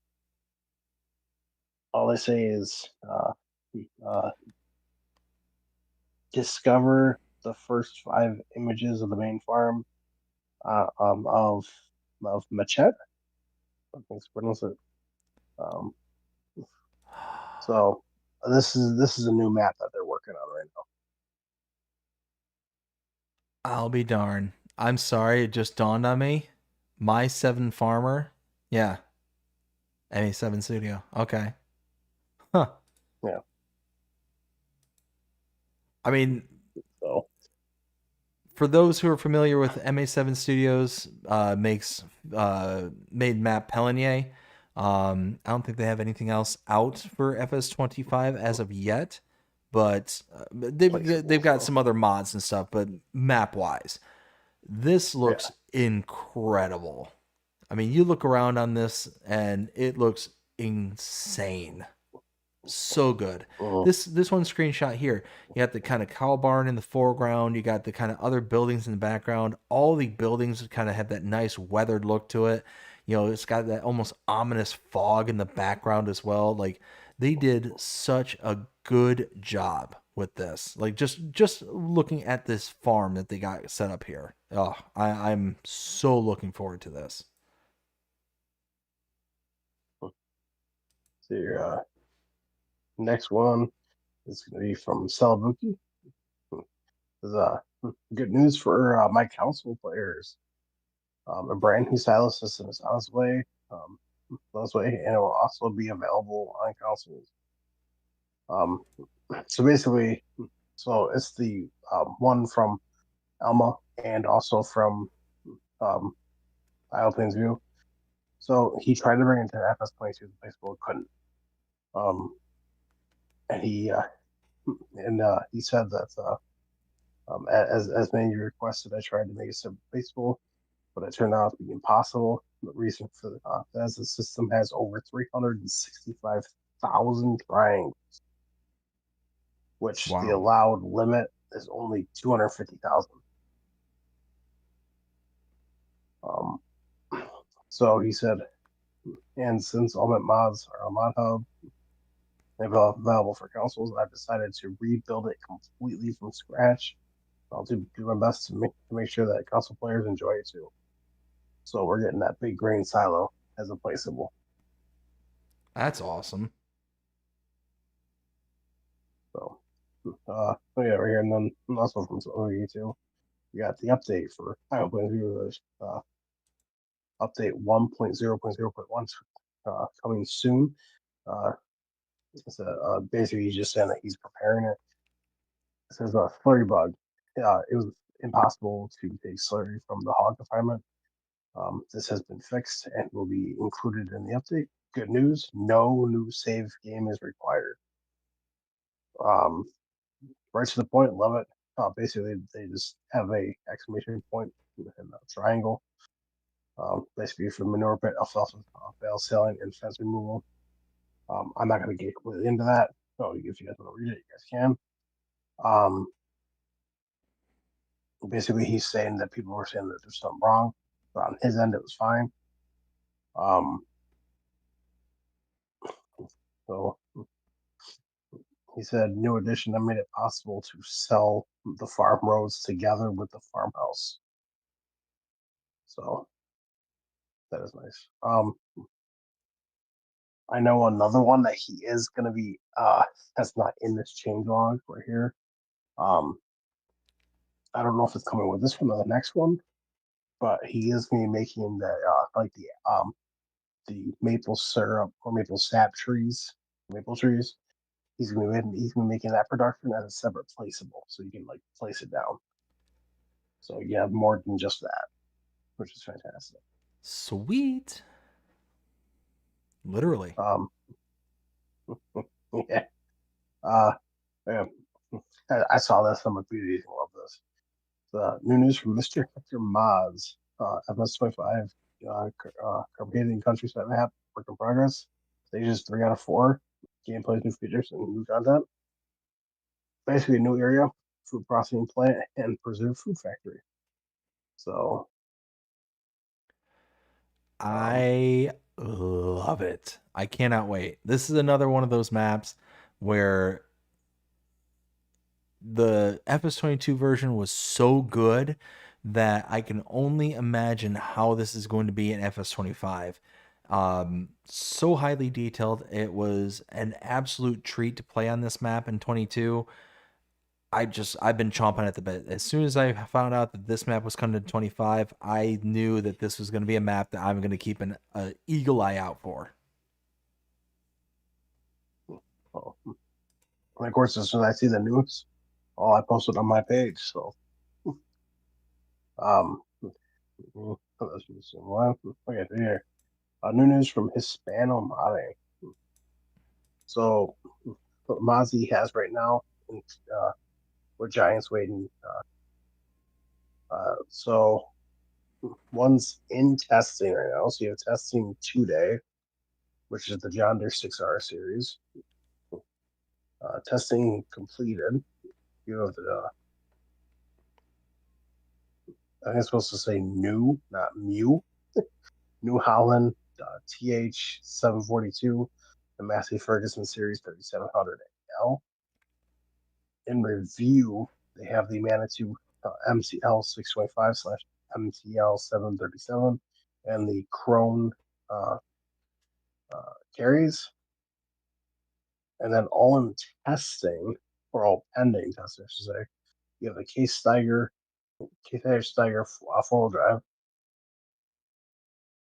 the New Holland T9 series, the Massey Ferguson Series 6700S, the versatile four-wheel drive, the Track SKE 50 electric, the Silo King Self-Line 4.0 Premium 2215-22, and the Rope Up Panther 2 multi-fruit. So he's got a whole bunch of stuff with Giants right now. So, Excellent.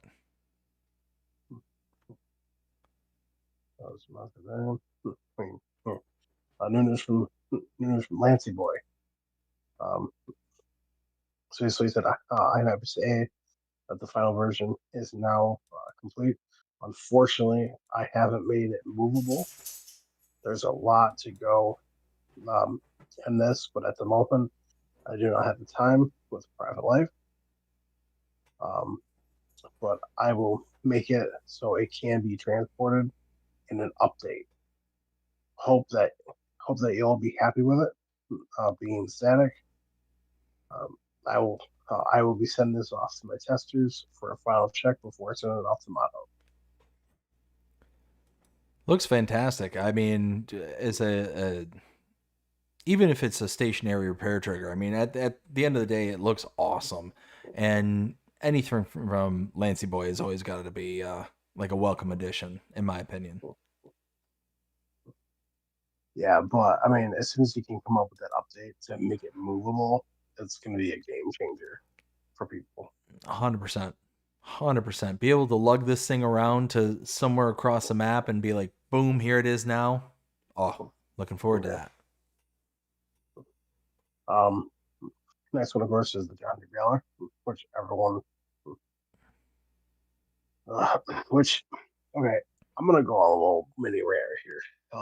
It's nothing against custom modding in a personal way, but when you set a release date, and the very first time that they said release date, like then they announced it, which was September 19th, they said intended for PC and consoles. So when you put that, the very first thing that everyone assumes is, oh, it's coming out on all platforms on the 19th. Then when it comes to reach the 19th, oh no, it's only released on their Patreon. And it's still with Giants right now. Giants are testing it right now. So it could be another week before we see it. It could be this week. It could be 2 weeks from now. Like, who knows? But it is coming though. So I guess just be patient for it. So as far as where he is going to be sending an update in for the Case IH his big planner. So 2160, I believe it was. Because it moves on its own for some odd reason. So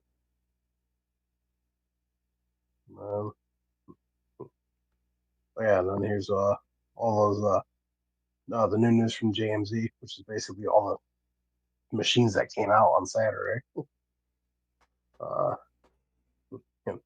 New news from Squizzle says we're back at it. After a nice long summer break, we are back to modding again. The break was definitely needed, more than I even knew. Sorry for a long time without posting update and letting you all know what was going on. But that said, we've seen updates. Okay, that's PC only. We have a new project that I just finished up. I'll be posting updates, screenshots, and new information on it once it has been submitted and passed the first test by Giants. It is intended for all platforms. And then he says there are a couple other projects planned in the works already, as well as finishing up a project or two that was started before the summer. Hint: your farm sim miners will be happy. So he's back. Very nice. And I love the Looney Tunes reference there, by the by. So here, that was news from UI Modding to National. I got news from I guess basically showing off that he added lights in, which this looks fantastic if you ask me. So For sure. news from Mr. Hector.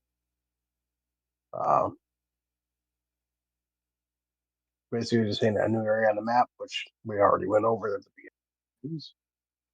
So, which was the new area. Updates.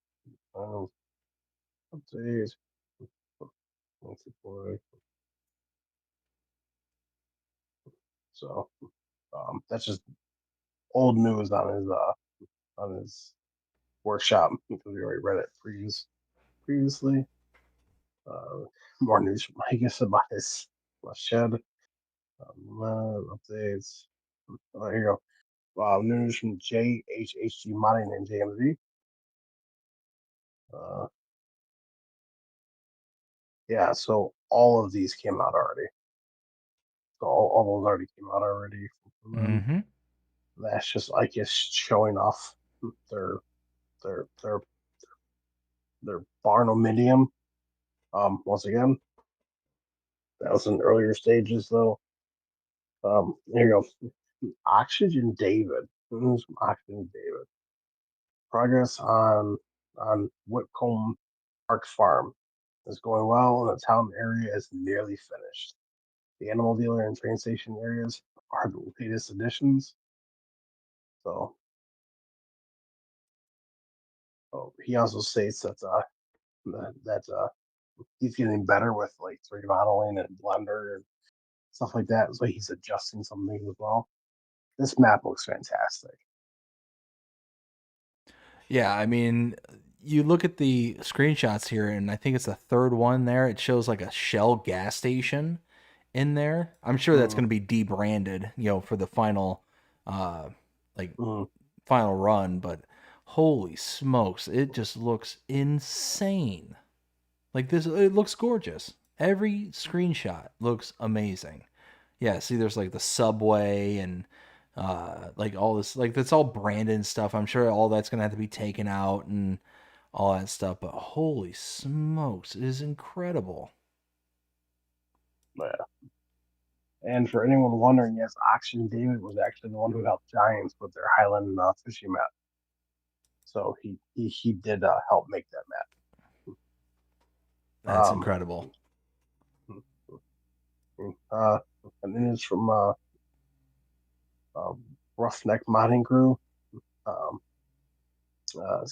See, it has its own bed. Now it's time for lights and all compiled boring stuff. Basically, he's just showing off his lizard ram, basically, which he's still working on. So I'm excited for that truck. It looks really good. Yeah, it does. Next one is the John Deere 825 has been released. That was in the hands of the hands of players. Everyone enjoy. What's out of the way? What comes next? Who knows? That's a John Deere chopping box. So I assume that's coming next. Nice. That's just him showing off his ram on this dually bed.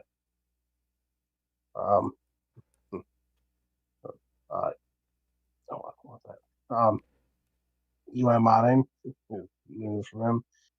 His John Deere 4320 has been submitted to Mod Hub for all platforms, which is looking really good. Mm-hmm.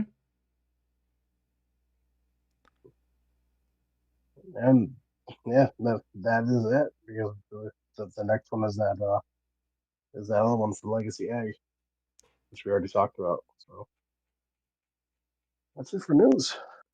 Tell you what, we had a bunch of decent mods this week, bunch of stuff to look forward to. I'd say it was a pretty good week last week. Are you looking forward to this week? I sure am. I am. I'm very, very, very much so.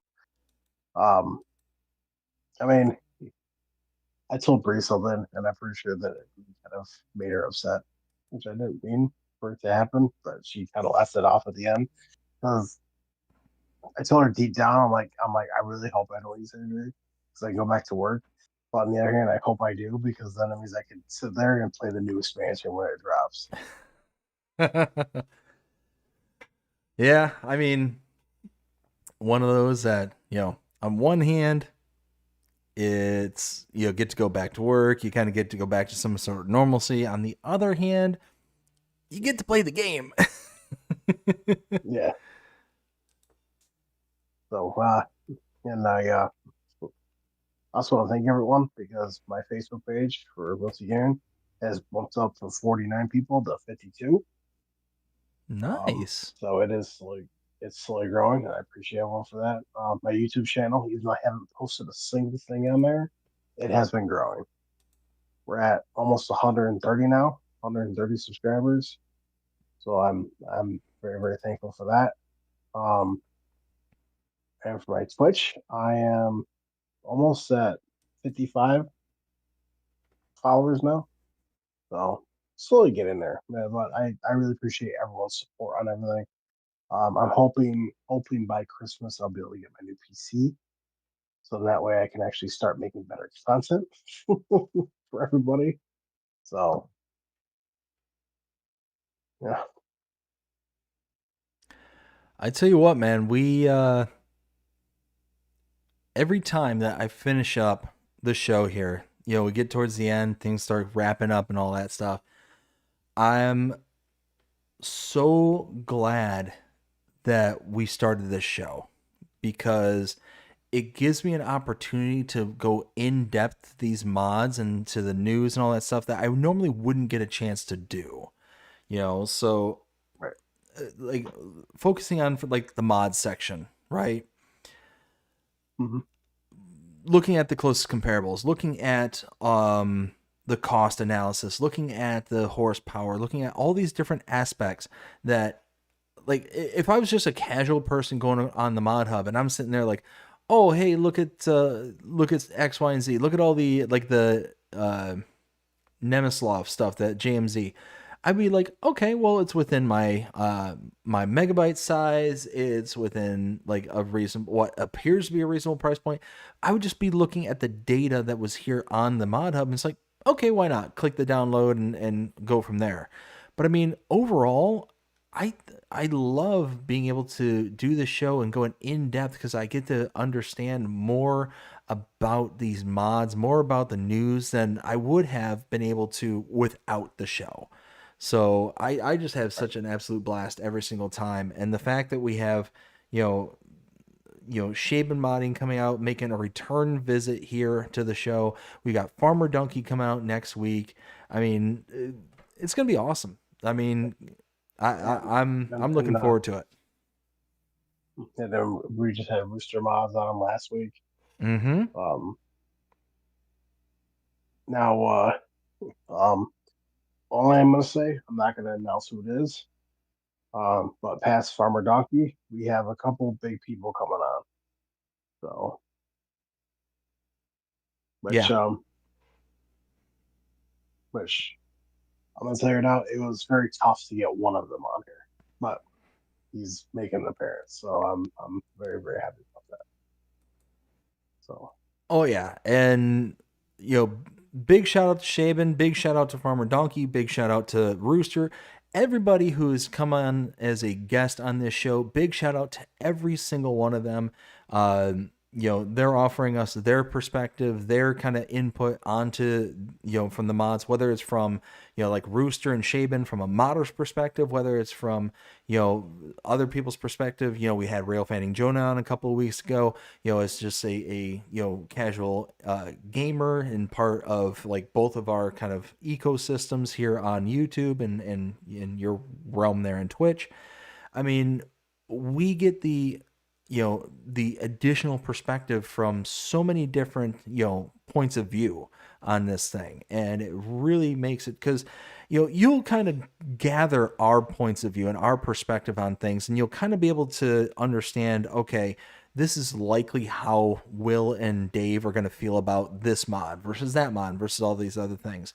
But there could be the interjection of somebody else that as a guest, they'll come in and be like, oh, well, from my perspective, when I'm thinking about how I play my game, there's this. And it offers that next level of insight that we might miss, kind of thing.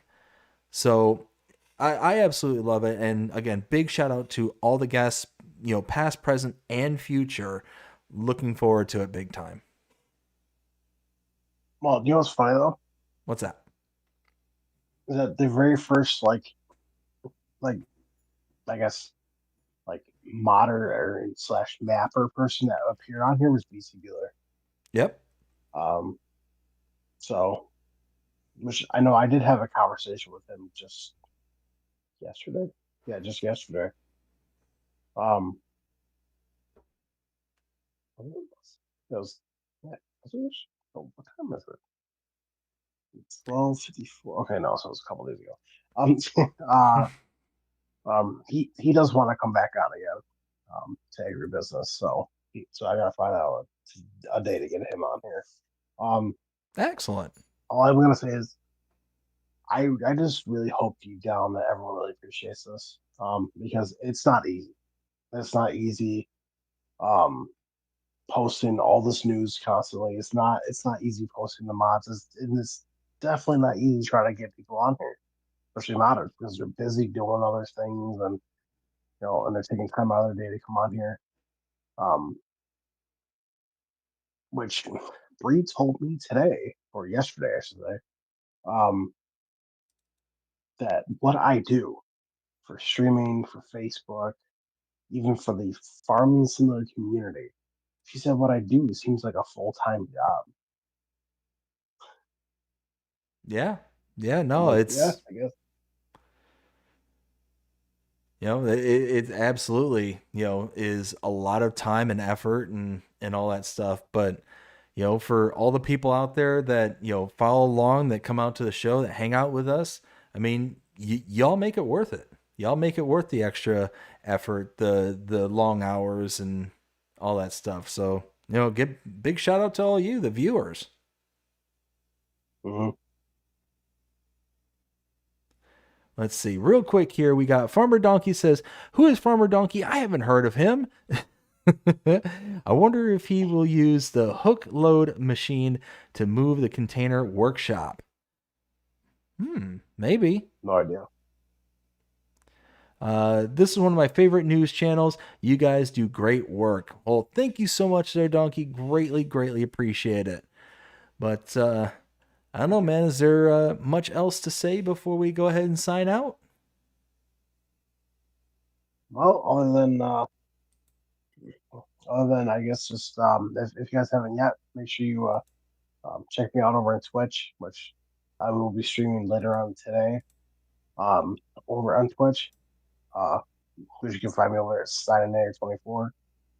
Um, you can also find me over on YouTube at WillTGaming FS Encyclopedia. Like I said, I haven't posted a single thing over there because my phone is being stupid.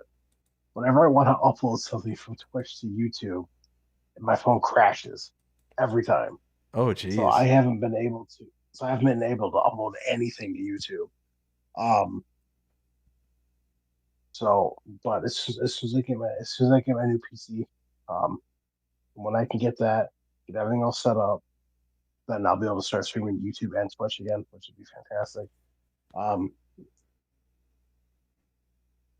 And then you can also find me over on Facebook at WillTGaming FS Encyclopedia. That's where I post all the FS news, anything FS related, new mods and updates. I post everything there. So that's it for me. So awesome. We got Brady says, "Have a fantastic night, everyone. Awesome stream." Thank you so much, Brady. Greatly appreciate it, and greatly appreciate everybody who came out here tonight. Donkey says, "Take care, gentlemen. Great show tonight." Thank you. Yeah, before I sign off and before I say our goodbyes and all that stuff, if you have the opportunity, if you have the ability to, go reach out to a fellow modder, map maker, whomever, and just say, "Hey, thank you. Thank you for everything that is that you do," because look,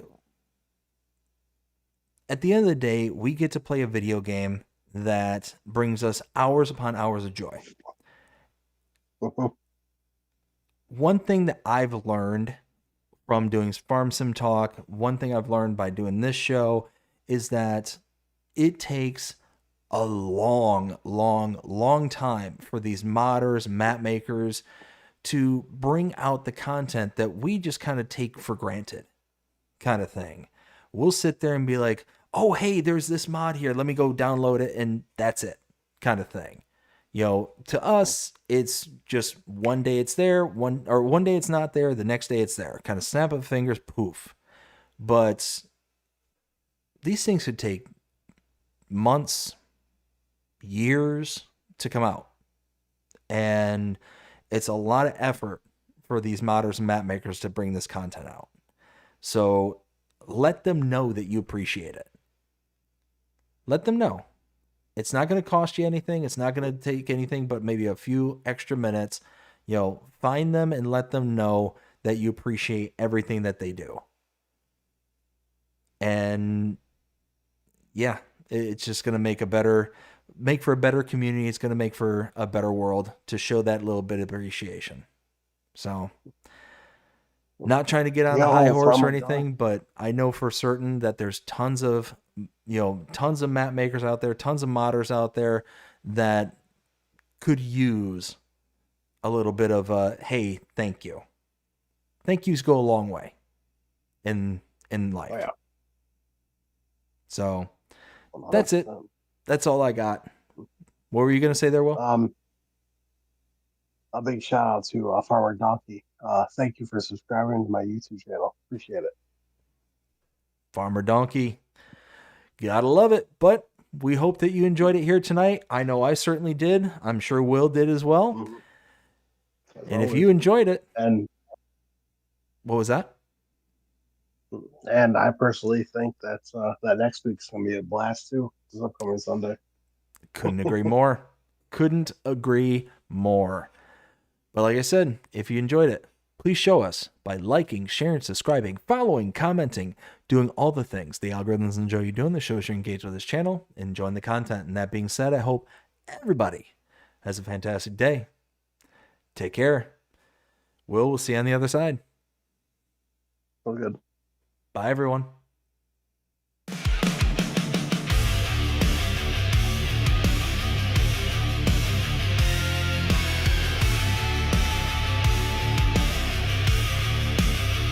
Yo, hit the dirt and fire it up. It's that hard cause grind. BDD and WillT dropping knowledge every time. From the mods to the maps, from the brands to the tools. If it's FS talk, you know they breaking all the rules. We talk giants, we talk gears, we talk that horsepower. Late night mod drops, we got that creative power. From interviews with legends to spotlighting the new, we bring that FS fire straight from the crew to two. Living life behind the wheel with a digital twist. Ain't no button we don't press, no trend we ever miss. Updates, leaks, and future plans. We got the inside scoop, no chance for scams. This is AgriBusiness, cranking up your farm life. From the field to the feedlot, under LEDs and skylights. Mods, maps, machines, they cover it all. Porches, kings of the farming game, standing tall.